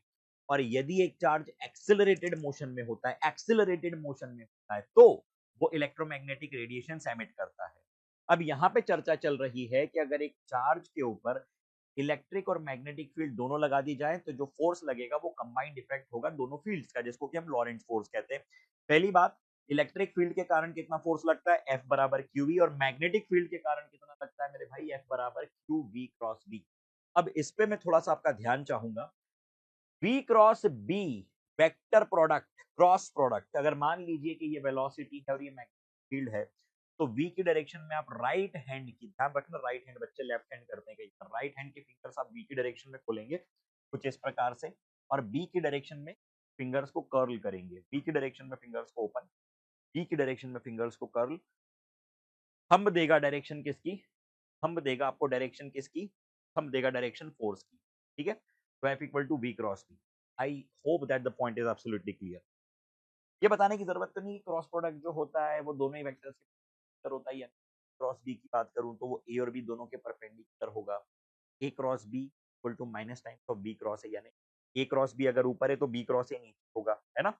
अब देखिए, a straight conductor of length L and carrying a steady current I experiences a force F in a uniform external magnetic field। यदि एक स्ट्रेट कंडक्टर को मैग्नेटिक फील्ड में रख दिया जाए तो उसके ऊपर लगता है एक फोर्स, और वो फोर्स होता है I क्रॉस बी। कैसे लगेगा वो, जैसे मान लीजिए करंट ऊपर की डायरेक्शन में है, मैग्नेटिक फील्ड अंदर है, तो एल क्रॉस बी ये होती है डायरेक्शन। समझ में आती है क्या? चलिए चर्चा बढ़ाते हैं आगे। एल जो है हमने देखो एल यानी लेंथ, वो वही करंट की डायरेक्शन, ठीक है, इसमें कंफ्यूज नहीं होना है। In a uniform magnetic field B a charge executes a circular motion. अगर एक चार्ज मैग्नेटिक फील्ड में घूम रहा है, साइक्लोट्रॉन का कॉन्सेप्ट होता है, तो हमें पता है कि जो सेंट्रीपिटल फोर्स, जो चार्ज घूम रहा है उसको कहां से मिल रहा है भैया, घूमने वाले चार्ज का जो सर्कुलर मोशन हो रहा है V cross B equal to M R omega square. V को आर ओमेगा रख दो आप लोग, जैसे आर ओमेगा रखोगे, आर से आर, ओमेगा से एक ओमेगा कट जाएगा, और ओमेगा को 2 पाई एफ रख दो, फ्रीक्वेंसी आपके सामने आ जाएगी Q B divided by 2 pi M. क्या आपने कुछ यहाँ पे नोटिस किया? नहीं, आपने नहीं। जिन लोगों ने नोटिस कर लिया वो जरूर बताएं कि क्या आपने ध्यान दिया, the frequency independent of the particles speed and radius. आपको ये बात अजीब नहीं लगी? मतलब कि जैसे जैसे रेडियस बढ़ता जाएगा उसकी स्पीड भी बढ़ती जाएगी, और जो फ्रीक्वेंसी है वो ना स्पीड पे डिपेंड कर रही है ना उसके रेडियस पे डिपेंड कर रही है। जो टाइम पीरियड है, मतलब यहाँ घूमने का समय और यहाँ घूमने का समय बराबर है। इंटरेस्टिंग बात है ये भाई, और बस इसी का फायदा हम लोग उठाते हैं, इसी कॉन्सेप्ट का फायदा हम लोग उठाते हैं साइक्लोट्रॉन के concept. This fact is exploited in a machine, the cyclotron, which is used to accelerate charged particles। भयंकर तरीके से पार्टिकल्स को हम लोग एक्सेलरेट करते हैं और फिर उससे न्यूक्लियर रिएक्शन इनिशिएट करवाते हैं। ये होता है साइक्लोट्रॉन। बायो सावर्ट लॉ, बहुत ही प्यारा, बहुत ही बेहतरीन, बहुत ही शानदार लॉ, जो कि हमको देता है direction and magnitude of magnetic field due to a current element. ये रहा करंट कैरिंग वायर। एलिमेंट क्या होता है? छोटा सा हिस्सा हमने ले लिया वायर का।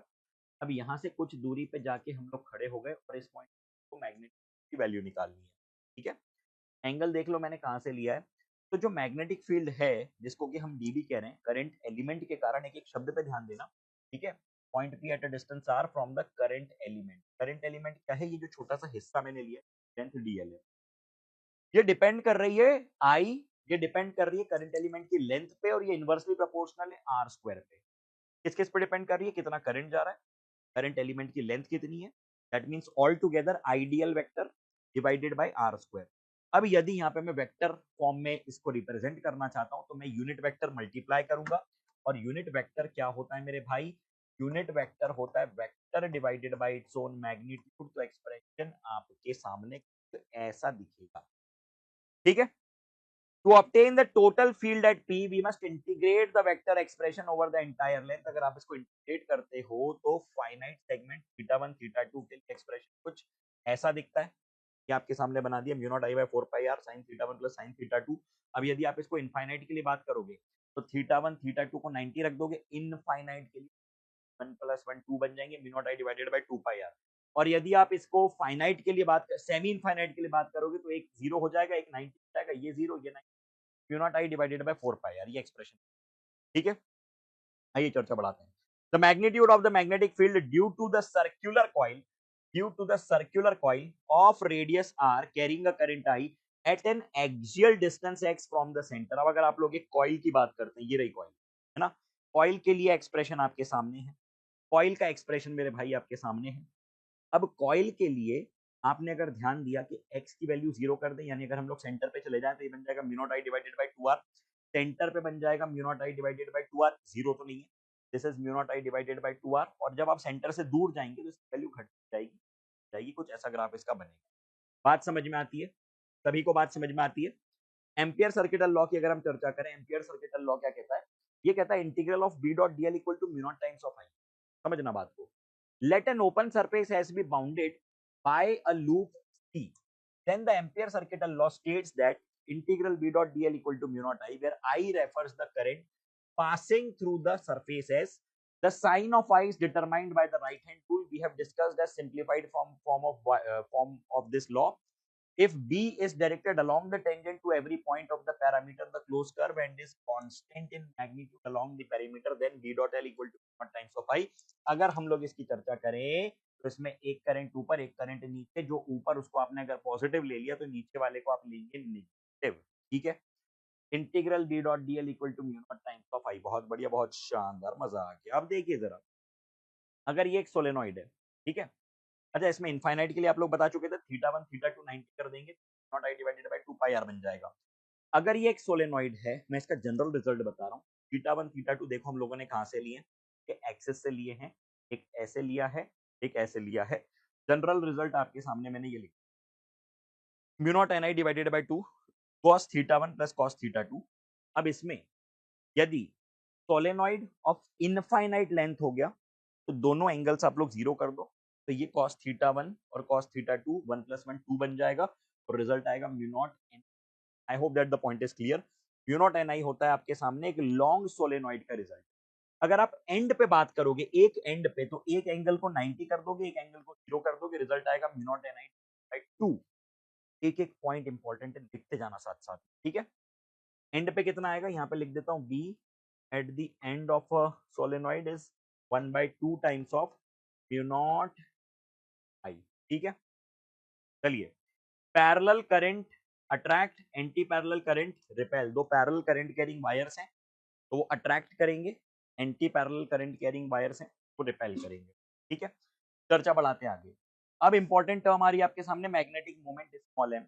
जैसे मान लीजिए कि ये कॉइल का सेट है, ये कॉइल का सेट है जिसमें कुछ करंट है, एरिया वगैरह इसका दिया हुआ है, तो यहाँ पे जो मैग्नेटिक मोमेंट होता है वो होता है n times of I A, n times of I A, ठीक है। And the direction of m is given by the right hand thumb rule, something like this, something like this, ये है direction, ठीक। When this loop is placed in a uniform magnetic field, the force on it is zero. कितना force लग रहा है मेरे भाई uniform magnetic field में, and the torque on it, torque कितना बन जाएगा, टॉर्क बनेगा m क्रॉस बी, m को लिख दोगे एन आई ए, तो याद रखना ये आप इसको याद रख सकते हो बानी से, टाउ इक्वल टू बानी बी एन आई, ठीक है, बी एन आई साइन थीटा, क्योंकि m क्रॉस बी किया है, m एन आई ए है और साथ में साइन थीटा है, तो ये बन जाएगा आपका बानी साइन थीटा, ठीक है। अब कॉन्सेप्ट आता है यहाँ पे मूविंग कॉइल गैल्वेनोमीटर का। मूविंग कॉइल गैल्वेनोमीटर क्या भाई, कॉइल ली, कॉइल पे बाइंडिंग कर दी, उसके साथ एक पॉइंटर लगाए, ये एक मैग्नेट ये दूसरा मैग्नेट, ठीक है। जैसे ही आप मैग्नेट ऑन करोगे ये ठीक है, इसमें डिफ्लेक्शन आपको देखने को मिलेगा। अब ये डिफ्लेक्शन आप मेजर कर रहे हो इस पॉइंटर से, this is north pole, this is south pole, this is the deflection measuring pointer.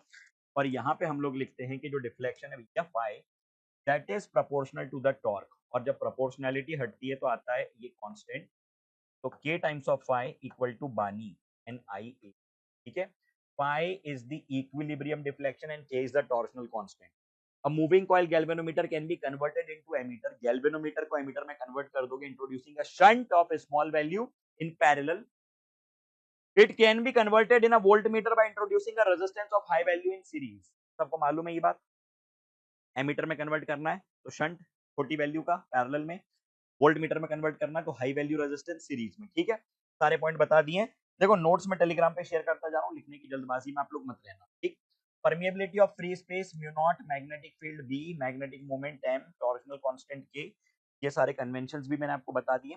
Electrostatic four field lines originate at a positive charge and terminate at negative charge infinity. Electrostatic field line अगर सिर्फ एक charge रखा है, positive से निकलेगी infinity पे मरेगी जाके, negative रखा है इन्फिनिटी से आ रही है और उस चार्ज पे आके रुकेगी, कभी भी क्लोज्ड लूप नहीं बनाती है इलेक्ट्रोस्टैटिक फील्ड लाइन। क्यों? क्योंकि वो कंजर्वेटिव होता है, लेकिन magnetic field line close loop बनाती है।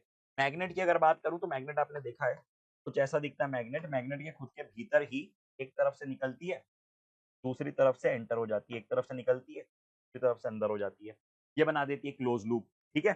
तो इलेक्ट्रोस्टैटिक फोर्स की बात करें तो नॉन कंजर्वेटिव होता है नेचर में, never forms close loop, non conservative, oh sorry उल्टा बोल दिया मैंने, इलेक्ट्रोस्टैटिक कंजर्वेटिव होता है, कभी क्लोज लूप नहीं बनाता है, नॉन कंजर्वेटिव होता है form close loop, can't change the kinetic energy, मतलब कि मैग्नेटिक फील्ड कभी भी काइनेटिक एनर्जी चेंज कर सकती, कांस्टेंट स्पीड पे बॉडी घूमेगी, डायरेक्शन जरूर चेंज कर सकती है। ठीक है, चलिए इसके बाद यहाँ पे एक इंपॉर्टेंट बात है, मैं आपको रीड करके बता रहा हूँ। ये आपके सामने लॉरेंट्ज लॉ का एक्सप्रेशन लिखा हुआ है। This velocity dependent force has occupied the attention of some of the great scientist. If one switches to a frame with instantaneous velocity v, the magnetic part of the force vanishes. ठीक है, ये बोल रहा है कि अगर हमने कुछ ऐसा डेवलप किया कि जो frame with instantaneous velocity v, तो मैग्नेटिक पार्ट इसका वैनिश हो गया। The motion of the charge particle is then explained by arguing that there exists an appropriate electric field in the new frame. We shall not discuss the detail to this mechanism. However, we stress the resolution of this paradox implies that electricity and magnetism are linked. तो क्या बताना चाह रहा है कि यहाँ पे यहाँ से बेसिकली एस्टैब्लिश करने वाला है इलेक्ट्रोमैग्नेटिक इंडक्शन का बेस। पहले अगर हम एक चार्ज की बात करें, मतलब पहले इलेक्ट्रिसिटी और मैग्नेटिज्म एक सेपरेट, दो सेपरेट एंटिटी, बाद में पता चला कि भाई इलेक्ट्रिसिटी मैग्नेटिज्म आपस में रिलेटेड और इतने रिलेटेड है कि एक से दूसरे से पहले पे आप जंप कर सकते हैं, मतलब जनरेट कर सकते हैं इलेक्ट्रिसिटी से मैग्नेटिज्म और मैग्नेटिज्म से इलेक्ट्रिसिटी। ठीक है, तो यही बता रहा है velocity dependence is occupied the attendance of some of the great scientist if one switches to a frame with instantaneous velocity v। अगर हमने इंस्टेंटेनियस वेलोसिटी वाली फ्रेम एग्जिस्ट कर ली, ले ली, the magnetic part of the force vanishes, the motion charge of the charge particle is explained by arguing that there exist an appropriate electric field. बड़ी अच्छी बात है। अब यहाँ पे आ रहा है ampere circuital law is not independent of Biot-Savart law. Ampere circuital law Biot Savart law से इंडिपेंडेंट नहीं है, जिस तरीके से गॉसेस लॉ कूलम्स लॉ से इंडिपेंडेंट नहीं है। आप बायो-सावर्ट लॉ और एम्पियर सर्किट, आप क्या बोल रहा हूँ, हाँ, आप बायो-सावर्ट लॉ से एम्पियर सर्किटल लॉ जनरेट कर सकते हैं। ठीक है, ampere circuital law is not independent of Biot-Savart law, it can be derived from the Biot Savart. ठीक, ampere circuital law Biot Savart law से जनरेट कर सकते हैं, डिराइव कर सकते हैं। ठीक है, चलिए, तो इतना तेज तेज बोलने में कई बार टंग ट्विस्ट हो जाती है। हाँ जी, तो जैसा मैंने कमेंट किया था 15 मिनट के भीतर खत्म हो गया, 14 मिनट 30 सेकंड में। तो चलिए मिलते हैं अगले सेशन। इसको अच्छे से रिवाइज करना है यार, ये सारी चीजें नोट्स शेयर हो जाएंगे टेलीग्राम पे। Thank you. Hello hello hello hello hello hello and welcome back. नमस्कार, तो कैसे हैं आप सभी लोग। अगले 15-20 मिनट आप मुझे समर्पित कर दीजिए और मैं आपको प्रॉमिस करता हूं कि भाई ईएमआई और एसी जो इतनी बड़ी यूनिट है, उसका एक एक महत्वपूर्ण पॉइंट, उसका एक एक महत्वपूर्ण कॉन्सेप्ट, एनसीईआरटी की हर इंपॉर्टेंट एस्पेक्ट, हर समरी का जो बिहाइंड द टेक्स्ट चीजें होती है कि अगर कुछ लिखा हुआ है तो वो क्यों लिखा है, ये सारी चीजों पे मैं चर्चा करने वाला हूं। सारे महत्वपूर्ण फॉर्मूले, सारे महत्वपूर्ण कॉन्सेप्ट्स रिकैप करवाने वाला हूं। तो ये एक बहुत ही वैल्यू फॉर टाइम सेशन होने वाला है। तो आइए जर्नी करते हैं शुरू। तो आज हम लोग डिस्कस कर रहे हैं ईएमआई और एसी, और पहला पॉइंट जो आपको मिलता है एनसीईआरटी के समरी में वो है मैग्नेटिक फ्लक्स का। अब हमें पता है कि भैया फ्लक्स क्या होता है। कोई भी क्वांटिटी किसी गिवन एरिया से जब गुजरती है तो उसकी क्वांटिटेटिव एनालिसिस हम लोग समझते हैं फ्लक्स के टर्म्स में। कितनी इलेक्ट्रिक फील्ड लाइंस किस एरिया को क्रॉस कर रही हैं वो उसका इलेक्ट्रिक फ्लक्स डिफाइन करेगा। कितनी मैग्नेटिक फील्ड लाइंस किस एरिया को क्रॉस कर रही हैं वो उसका मैग्नेटिक फ्लक्स डिफाइन करेगा। तो मैग्नेटिक फ्लक्स का फॉर्मूला आ गया B.A, यानी BA cos of theta. n number of turns होंगे तो n मल्टीप्लाई हो जाएगा। अब यहां पे बात कुछ ऐसी है कि यदि एक गिवन सिस्टम के साथ मैग्नेटिक फ्लक्स चेंज होता है, शब्दों पे ध्यान देना, यही बच्चे उलझते हैं। यदि एक गिवन सिस्टम के साथ, एक गिवन कॉइल के साथ, किसी भी गिवन एरिया के साथ मैग्नेटिक फ्लक्स अगर चेंज हो रहा है तो वहां पॉसिबिलिटी होती है ईएमएफ के प्रोडक्शन की। तो आगे बढ़ने के पहले आप एक बात दिमाग में डाल लें कि इस पिक्चर का जो हम लोग पढ़ने जाने ना, इलेक्ट्रोमैग्नेटिक इंडक्शन, यानी इलेक्ट्रिसिटी और मैग्नेटिज्म का संबंध। इलेक्ट्रिसिटी का मैग्नेटिज्म से क्या लेना देना, मैग्नेटिज्म का इलेक्ट्रिसिटी से क्या लेना देना है, ये दोनों आपस में कैसे रिलेटेड है, कैसे इंटर कन्वर्टिबल है, ये बातें हम लोग करने वाले हैं। तो सबसे पहली बात मैंने क्या बताया कि भाई यहां पे फ्लक्स पिक्चर का हीरो नहीं है, पिक्चर का हीरो है चेंज इन फ्लक्स। ये बात दिमाग में भी डाल लो। कौन हीरो नहीं है? फ्लक्स हीरो नहीं है। आगे बढ़ने के पहले ये 3 बार बोलो मेरे साथ, flux is not the hero, change in flux is the hero. ये बात मैंने यहां पे लिख दी, flux is not the hero, flux hero नहीं है पिक्चर का, चेंज इन फ्लक्स पिक्चर का हीरो है। अब बात कुछ ऐसी है कि यदि चेंज इन फ्लक्स होता है तो ईएमएफ प्रोड्यूस होता है। ईएमएफ का प्रोडक्शन फैराडेज लॉ से हम लोग समझते हैं। Faraday's law of induction implies that EMF induced in a coil, एक कॉइल जिसमें नंबर ऑफ टर्न्स हैं, तो वहां पे कितना ईएमएफ इंड्यूस होगा, जितना रेट पे, शब्दों पे ध्यान देना, रेट पे, जिस रेट पे फ्लक्स चेंज हो रहा है, धीरे धीरे फ्लक्स चेंज हो रहा है, तुरंत फ्लक्स चेंज हो रहा है, इस बात पे डिपेंड करने वाला है कि कितना ईएमएफ प्रोड्यूस हो रहा है। So E equal to is proportional to D phi by D T, और प्रोपोर्शनलिटी हटेगी तो एन आएगा। अब एक और ध्यान देने वाली बात अगर आपने नोटिस कर ली हो, यहां पे एक नेगेटिव का साइन लगा हुआ है, नेगेटिव का साइन होता है लेंज लॉ। लेंज लॉ क्या कहता है? लेंज लॉ एक बदमाश औलाद है जो अपने बाप को हर चीज में अपोज करेगा। बाप बोलेगा बेटा ये कर ले, बोलेगा नहीं मुझे नहीं करना। बाप बोलेगा बेटा ये कर ले, बोलेगा अरे यार ये क्यों करूं मैं। मतलब जो उसको करने का मना, जो पेरेंट्स बोलेंगे वो उसका एग्जैक्ट अपोजिट करने वाला है। मतलब मान लो कि अगर आपने एक सिस्टम डेवलप किया जिसमें कि फ्लक्स बढ़ रहा है, तो लेंज लॉ उसको रोकना चाहेगा, उसको अपोज करना चाहेगा। और एक सिस्टम में अगर फ्लक्स घट रहा है तो भी लेंज लॉ उसको अपोज करना चाहेगा। यानी हर कंडीशन में यहां पे नेगेटिव का साइन आने वाला है। ये बात हम लोगों ने यहां पे लगा दी, ठीक है। So phi is the flux linked with one turn of the coil, the circuit is closed, current आपने लिख दिया E बाय R, बड़ी अच्छी बात है। Lenz law states that the polarity of induced EMF is such that it tends to produce a current, it tends to, ध्यान देना बातों पे। Lenz law states that the polarity of induced EMF is such that it tends to produce a current which opposes the change in magnetic flux। किसको oppose करेगा मेरे भाई?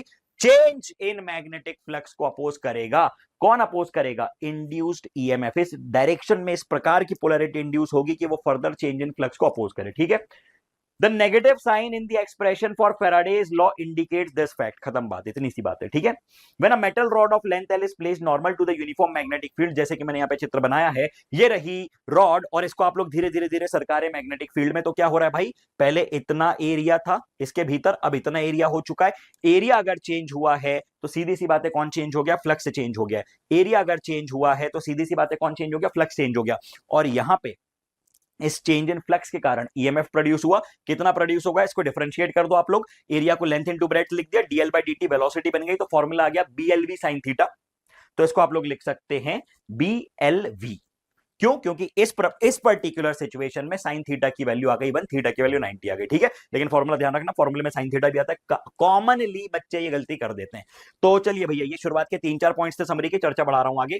अगली बात आ रही है इंडक्टेंस। एक और बहुत बहुत बहुत महत्वपूर्ण डिस्कशन है इंडक्टेंस का मेरे भाई। It is the ratio of flux linkage. बस ये शब्द देखो, एनसीईआरटी आपको इतना कुछ दे देती है कि अगर आपने सिर्फ वो गिनती की जो बातें दी ना, 2-4 पन्ने जो है आखिरी के, वो भी अच्छे से पढ़ लिए तो आपका एक पूरा फुल प्रूफ रिवीजन हो जाता है। अब ये जो शब्द है क्या कह रहा है? Inductance is the ratio of flux linkage to the current. किस किस का रेशियो दे दिया भैया? Flux linkage is to current, यानी कि कितना फ्लक्स लिंक्ड है n नंबर ऑफ टर्न्स के लिए, n phi divided by i। तो यहां से आपका फॉर्मूला जनरेट हो गया मेरी जान। देखो जरा, तो ये क्या लिख दिया आपने? जो भी जिस भी इंडक्टेंस की आप बात करें, म्यूचुअल इंडक्टेंस की, तो E प्रोपोर्शनल टू ये minus m times of D by D T. और जब आप बात करेंगे सेल्फ इंडक्टेंस की तो यहां पे L आ जाएगा, ठीक है। अब देखिए the quantity M12 is called mutual inductance of the coil 1 with respect to the coil 2। One can similarly define M21, M12, M21, ठीक है। मतलब के दो कॉइल्स अगर आपके पास हैं, जैसे कि मैंने ये बना दिया आपके सामने, ठीक है, तो एक का फ्लक्स दूसरे के कारण, मतलब एक के कारण दूसरे में कितना फ्लक्स लिंक हो रहा है और दूसरे के कारण पहले में कितना फ्लक्स लिंक हो रहा है, आइडियल सिचुएशन के लिए ये सेम होते हैं। हम लोग मान के चलते हैं कि कोई फ्लक्स लॉसेस नहीं है। जितनी भी आपको सवाल आएंगे, फिर कब कब नहीं मानना है वो मैं चर्चा आगे करने वाला हूं, ठीक है। तो अभी के लिए आपने क्या बोल दिया? खत्म बात है ना। One can similarly define there exist a general equality. General equality आपने कह दी M12 बराबर M21, खत्म खेल। When a current in a coil changes, जब कभी भी एक कॉइल में करंट चेंज होगा, it induces a back EMF. अभी आपको पता चला क्यों? लेंज लॉ के कारण। क्यों कर रहा है? क्योंकि वो फर्दर चेंज इन फ्लक्स को अपोज करना चाहेगा। The self-induced EMF is given by E equal to minus L times of di by dt। Self inductance, ठीक है। L is the self inductance of the coil। It is a measure of the inertia of the coil against the change of the current through it। बहुत बड़ी अच्छी बात है। The self inductance of a long solenoid, the core of which consists of a magnetic material of relative permeability mu r is given by, ये expression आपके सामने, इसको आपको ध्यान रखना है। म्यू आप किसका ले रहे हैं? म्यू आप लोग मटेरियल का ले रहे हैं। This is mu for the material. L equal to mu material n square into a into L, खेल खत्म, ठीक। Phi equal to B dot A, यानी बी ए कॉस थीटा। अगर आप लोग मान लो एक कॉइल को मैग्नेटिक फील्ड में घुमाते हैं तो इसको घुमाने के कारण थीटा को आप लोग लिख देंगे थीटा बराबर ओमेगा टी। हाँ या ना? हाँ सर, लिख दिया, बड़ी अच्छी बात है। यहाँ पे आपने रख दिया ओमेगा टी, तो E equal to minus D phi by D T, omega बाहर आ जाएगा और एक्सप्रेशन आपका कुछ ऐसा दिखेगा, N B A omega sine omega T. Maximum value sine की 1 हो सकती है, तो ये सिंपली बन गया एन बी ओमेगा, खेल खत्म। तो एक बार चाहो तो इसका स्क्रीनशॉट ले सकते हो। वैसे लेने की जरूरत इसलिए नहीं है क्योंकि टेलीग्राम पे मैं पूरी की पूरी पीडीएफ शेयर कर दूंगा। ठीक, चलिए चर्चा बढ़ाते हैं आगे। कुछ सिंबल्स आपके सामने आ रहे हैं जो कि आपको ध्यान देना है। Magnetic flux phi B, unit weber, dimensions आपके सामने लिखे, equation phi equal to B dot है, बहुत बढ़िया। ईएमएफ ई, यूनिट वोल्ट, ये डायमेंशन आपके सामने आ गए, ई इक्वल टू माइनस का D phi by D T. Mutual inductance minus M times of D I by D T, self inductance minus L times of D I by D T. ये खेल आपके सामने आ चुका है भाई, खेल खत्म। ठीक है, आइए चर्चा बढ़ाते हैं आगे, पॉइंट्स टू पॉन्डर। इलेक्ट्रिक, जैसा मैंने स्टार्टिंग में बोला था आपको, electricity and magnetism are intimately related. पहले साइंटिस्ट मानते थे कि इलेक्ट्रिसिटी एक अलग बला है, मैग्नेटिज्म एक बिल्कुल अलग यूनिवर्स है, इनके बीच में कोई लेना देना नहीं है। बाद में उनको पता चला कि भाई लेना देना क्या, भयंकर लेना देना है, एक से दूसरे तक, दूसरे से पहले तक पहुंचा जा सकता है। ठीक है, इतनी इंपॉर्टेंट बात है ये। In the early part of the 19th century the experiment of Oersted, Ampere and other established that moving charges produce a magnetic field. Somewhat later in 1930 the experiment of Faraday and Henry demonstrated that a moving magnet can induce electric current. Important बात है, दो बार और पढ़ना। In a closed circuit electric current are induced so as to oppose the changing magnetic field। मेरे भाई अभी बात कर चुके हैं, it is as per the conservation of energy. Energy conservation violate ना हो, इसलिए लेंस लॉ, मतलब Lenz law basically energy conservation ही सपोर्ट करता है। ठीक है, the motional EMF discussed in the given section can be argued independently from Faraday's law. देखो यहां पे आपने अगर ध्यान दिया हो तो यहां पे मैंने इसी जगह पे F equal to Q V cross B भी लिखा है। ये क्यों लिखा है, खुद सोचो कि भाई आप बात कर रहे हो वेक्टर क्वांटिटी की, ये F है, F वेक्टर क्वांटिटी, डायरेक्शन को कहां से मिलेगी, आपको यहां से मिलेगी। और यहां पे अगर आपने ध्यान दिया हुआ है तो ये एल वी साइन थीटा, वापस से क्रॉस प्रोडक्ट आ गया, सेम टू सेम फंडा है दोनों का, डायरेक्शन दोनों से आपको सेम मिलने वाली है। आइए चर्चा बढ़ाते हैं आगे आगे आगे। अब आ रहे हैं हम लोग एसी पे। किस पे, एसी। पहली बात आ रही है कि एसी होता क्या है, एक होता है डीसी यानी डायरेक्ट करंट, एक होता है एसी यानी कि अल्टरनेटिंग करंट, जो मैग्नीट्यूड और डायरेक्शन दोनों में परिवर्तित होता है। एक सिंपल सा एसी का साइनोसोडल फॉर्म हम लोग ऐसे रिप्रेजेंट करते हैं। अब एसी आप अलग अलग सर्किट्स में लगाओगे, एक मैंने लगाया है pure resistor, pure inductor, pure capacitor. ठीक, प्योर रेजिस्टर में लगाओगे तो जिस दिशा में वी उस दिशा में आई, वी और आई सेम फेज में, फेज डिफरेंस बिल्कुल भी नहीं, V equal to I R, और पावर को लिख दोगे V R M S into I R M S, यहां पे पावर खर्च हो रहा है। प्योर इंडक्टर की बात करोगे तो एक्सएल बराबर ओमेगा एल। एक्सएल क्या बोला है sir, XL is the inductive reactance, inductor के द्वारा दिया जाने वाला रेजिस्टेंस, इंडक्टिव रिएक्टेंस। रेजिस्टर कितना रेजिस्टेंस दे रहा है यार, इंडक्टर कितना दे रहा है, एक्सएल, एक्सएल को लिख दिया ओमेगा एल। ठीक है, यहां पे अगर आप पूछोगे सर क्या रिलेशन है आई और वी के बीच में, तो करंट लैग कर रहा है पोटेंशियल को 90 डिग्री से, करंट पोटेंशियल को लैग कर रहा है 90 डिग्री से, और इसीलिए यहां पे फॉर्मूले में, एवरेज पावर के फॉर्मूले में आ गया जीरो। ये भी मैं आपको बताऊंगा कॉस फाई का जो मैं ट्रायंगल बनाऊंगा ना, ये इंपीडेंस ट्रायंगल, यहां से भी आपको बात समझ में आ जाएगी। अभी आप सिर्फ इतना समझ लो कि भाई यहां पे आपने कितना बता दिया, फाई 90 डिग्री बता दिया, पावर फैक्टर होता है कॉस फाई, उसकी वैल्यू जीरो आ गई, इतनी बात अभी आप दिमाग में डाल लो। ठीक है, अब यहां पे अगर मैं कैपेसिटिव सर्किट की बात करूं तो करंट लीड कर रहा है वी को 90 डिग्री से, और यहां पे कैपेसिटर का जो रिएक्टेंस होता है वो होता है एक्ससी, जिसको कि हम लिखते हैं 1 upon omega C, capacitive reactance. ठीक है, यदि आप तीनों को एक साथ लगा देते हो ये कहलाता है एलसीआर सर्किट, और एलसीआर सर्किट का रेजोनेंस होता है एक्सएल बराबर एक्ससी, ओमेगा बराबर 1 upon under root of LC. ठीक है, ऑल्टरनेटिंग वोल्टेज का फॉर्मूला आपने लिख दिया, वी बराबर V M sine omega T, alternate हो रहा है, वोल्टेज चेंज हो रहा है, applied to a resistor R drives a current I बराबर I M sine omega T, alternating current, alternating voltage. ठीक है, आई की वैल्यू आप लोगों ने लिख दी V M divided by R, आपने बताया the current is in phase with the applied voltage, बहुत ही अच्छी बात है। For an alternating current I बराबर I M sine omega T passing through resistor, the average power loss over a given cycle due to Joule heating is 1/2 I M square times of R, the expression in it is the same as I square times of R. ठीक है, अब ये कहां से आया, ये आया है आपके पीक वैल्यू और आरएमएस वैल्यू। जैसे आप लोग बात करो कि यार आरएमएस वैल्यू कितनी होती है, आरएमएस वैल्यू होती है I maximum upon root two. ठीक है, वी आरएमएस कितनी होती है, V maximum divided by root to.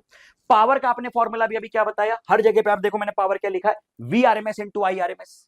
We RMS को क्या लिख दोगे, V max upon root two, I RMS को क्या लिख दोगे, I max upon root two, root two root two कितना बन गया 2, फैक्टर कहां दिख रहा है आपको, ये दिख रहा है भाई, और यहाँ पे मैंने आई क्या लिया, आई मैक्स लिया है, बात चमकी नहीं चमकी, ये मैं लिख दूं यहाँ पे, ये यहाँ पे लिख दूं, इससे लिख देता हूं, ठीक है। पावर आपने लिखा V R M S into I R M S, बहुत बढ़िया इसके लिए। इसके साथ और क्या आएगा, पावर फैक्टर आएगा। अब यदि आप बात करो कि सर आर एम एस कितना, ये वैल्यूज उठा के रख दो ना, रूट टू टू बन जाएगा, खत्म खेल। ठीक, चलिए चर्चा बढ़ाते हैं आगे। तो फॉर एन एसी सर्किट आप लोगों ने तीनों बातें बता दी कि प्योर रेजिस्टर के लिए इन फेज, प्योर कैपेसिटर के लिए करंट लैग कर रहा है, प्योर इंडक्टर के लिए करंट लीड कर रहा है, और तीनों को एक साथ जब मैं बनाता हूं तो चित्र मुझे कुछ ऐसा दिखता है। ठीक है, अब वी आर की जगह मैंने आर लिखा है, फेज सेम है, V L minus V C, V equal to I R, I तो सेम है सर्किट में, तो मैंने एक्सएल माइनस एक्ससी लिख दिया। तो ये बन गया आपका नेट रेजिस्टेंस पूरे एलसीआर सर्किट का, जिसको आपने इंपीडेंस कह दिया पूरे सर्किट का। ठीक है, so this is XL minus XC, this is R, this is phi, तो 10 फाई को आप लिख देंगे XL minus XC divided by R, खेल खत्म। रेजोनेंस कंडीशन आपने बता दी फाई बराबर 0। रेजोनेंस कंडीशन में क्या होता है, रेजोनेंस कंडीशन में एक्सएल बराबर एक्ससी होता है। एक्सएल और एक्सी जब बराबर, एक्सएल को लिख दिया 1 अपॉन, एक्सएल को लिख दिया ओमेगा एल, एक्सी को लिख दिया 1 अपॉन ओमेगा सी, तो फॉर्मूला आपके पास आ जाएगा यहाँ पे से ओमेगा का। ठीक है, यहाँ पे मैं लिख देता हूं एक्सएल बराबर एक्ससी, रेजोनेंस कंडीशन एक्सएल बराबर एक्ससी। ठीक, एक्सएल यदि एक्सी से ज्यादा है तो ये कहलाएगा इंडक्टिव सर्किट और करंट लैग करेगा, एक्ससी यदि एक्सएल से ज्यादा है तो कैपेसिटिव, करंट लीड करेगा, एक्सएल एक्सी के बराबर है तो रेजोनेंस कंडीशन होती है। रेजोनेंस कंडीशन अभी आपको बताई क्या होती है, फॉर्मूला आप लोग लिख सकते हैं इसका, यहां पे लिख देता हूं ओमेगा एल बराबर 1 अपॉन ओमेगा सी, और ओमेगा की वैल्यू आ जाएगी 1 upon root over L C, खेल खत्म। ठीक है, अब देखो जो मैं पावर फैक्टर की बात कर रहा था वो यहां पे आ चुका है, P equal to V I cos phi, cos phi is the power factor, कितना है, ट्रायंगल देख ले, कॉस क्या होता है, बेस अपॉन हाइपोटेन्यूस यानी आर अपॉन जेड, खत्म खेल, ये लिख दिया यहाँ पे। नेट इंपीडेंस कितना बन गया, नेट इंपीडेंस ये पाइथागोरस थ्योरम लगा दे, ये बन गया पाइथागोरस थ्योरम से कितना बन गया, ये ट्रायंगल दिख रहा है मेरे भाई, so root over R square plus XL minus XC का होल स्क्वायर, खेल खत्म। क्लियर है बात, चलिए आइए चर्चा बढ़ाते हैं आगे। अब यहां पे हाँ ये इंपॉर्टेंट बात है, देखो in a pure inductive circuit और कैपेसिटिव सर्किट कॉस फाई बराबर 0 and no power is dissipated. आप एक बात समझो कि जब आप बात करो प्योर एल या प्योर सी सर्किट की, तो दोनों के ही लिए आपको पता है कि फेज कितना होता है 90 डिग्री, तो कॉस फाई की वैल्यू कितनी हो गई 0, यानी पावर कंजम्पशन कितना हो गया 0, और यही सिचुएशन जो है आप लोगों ने रिप्रेजेंट करी है, और इस केस में जो करंट होता है उसको आप वॉटलेस करंट कहते हैं। ठीक है, इस सिचुएशन में पावर कंजम्पशन नहीं है। Okay, the phase relation between the current and voltage in an AC circuit can be shown conveniently by representing voltage and current by rotating axis, जो कि मैंने अभी फेजर बनाए हैं उन्हीं को हम लोग कहते हैं rotating vectors, they are phasers। Okay, transformer की बात करें, transformer consist of an iron core which are bound to primary coil NP, secondary coil NS. If the primary coil is connected to the AC source, the primary and secondary voltage are related as, ये formula आ गया आपके सामने, क्या formula बन गया, formula बन गया NP अपॉन NS बराबर VP divided by VS।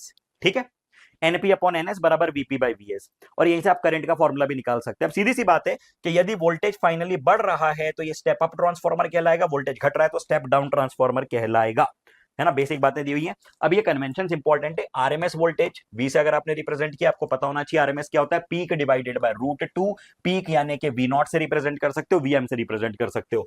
RMS current I, ये फॉर्मूला आपके सामने है। रिएक्टेंस की बात करें, inductive, capacitive, impedance, resonant frequency omega हो जाएगी, क्या लिख देंगे आप ओमेगा को 1 अपॉन रूट के भीतर एलसी, बहुत बढ़िया। क्वालिटी फैक्टर आपने क्यों लिख दिया, क्वालिटी फैक्टर होता है omega not into L divided by R, इसी को आप 1 upon R C omega not लिख सकते हो, मैंने ऐसे याद रखा हुआ है 1 upon R C omega not. ठीक है, याद रखना इंपॉर्टेंट बात है। पावर फैक्टर की बात करें, कॉस फाई बता चुका हूं, आर अपॉन जेड, दोनों के सेम डायमेंशन है तो डायमेंशन लेस क्वांटिटी बन गई, इंपॉर्टेंट बात है, ये भी ध्यान देना भाई। आप ये सोचो जो चीजें आपको डायरेक्टली किताब में नहीं मिली वो पॉइंट्स टू पॉन्डर और समरी में दी हुई है, नाम दिया हुआ है वॉटलेस करंट का बहुत ही क्लियरली, और उस पर सवाल आ चुका है। ठीक है, चलिए points to ponder, when a value of given AC voltage or current is ordinarily the RMS value, the voltage across the terminal of an outlet in your room is normally 240, it refers to the RMS value, the amplitude of this voltage is this much. ये बोलना चाह रहा है कि भाई आपको normally जब अपन बात करते हैं आरएमएस वैल्यू की बात करते हैं, पीक निकालना चाहोगे तो उसमें √2 मल्टीप्लाई करना पड़ेगा। The power rating of an element used in an AC circuit refers to its average power rating. आपको यदि पावर रेटिंग दे रखी है तो वो एवरेज पावर रेटिंग है। The power consumed in an AC circuit is never negative. AC circuit की power कभी भी नेगेटिव नहीं हो सकती। Both alternating current and direct current are measured in amperes, but how is the ampere defined for an alternating current? It can not be derived from the mutual attraction of two parallel wires. ठीक है, चलो बड़ी अच्छी बात है। तो ये था हमारा डिस्कशन आज का ईएमआई एसी का।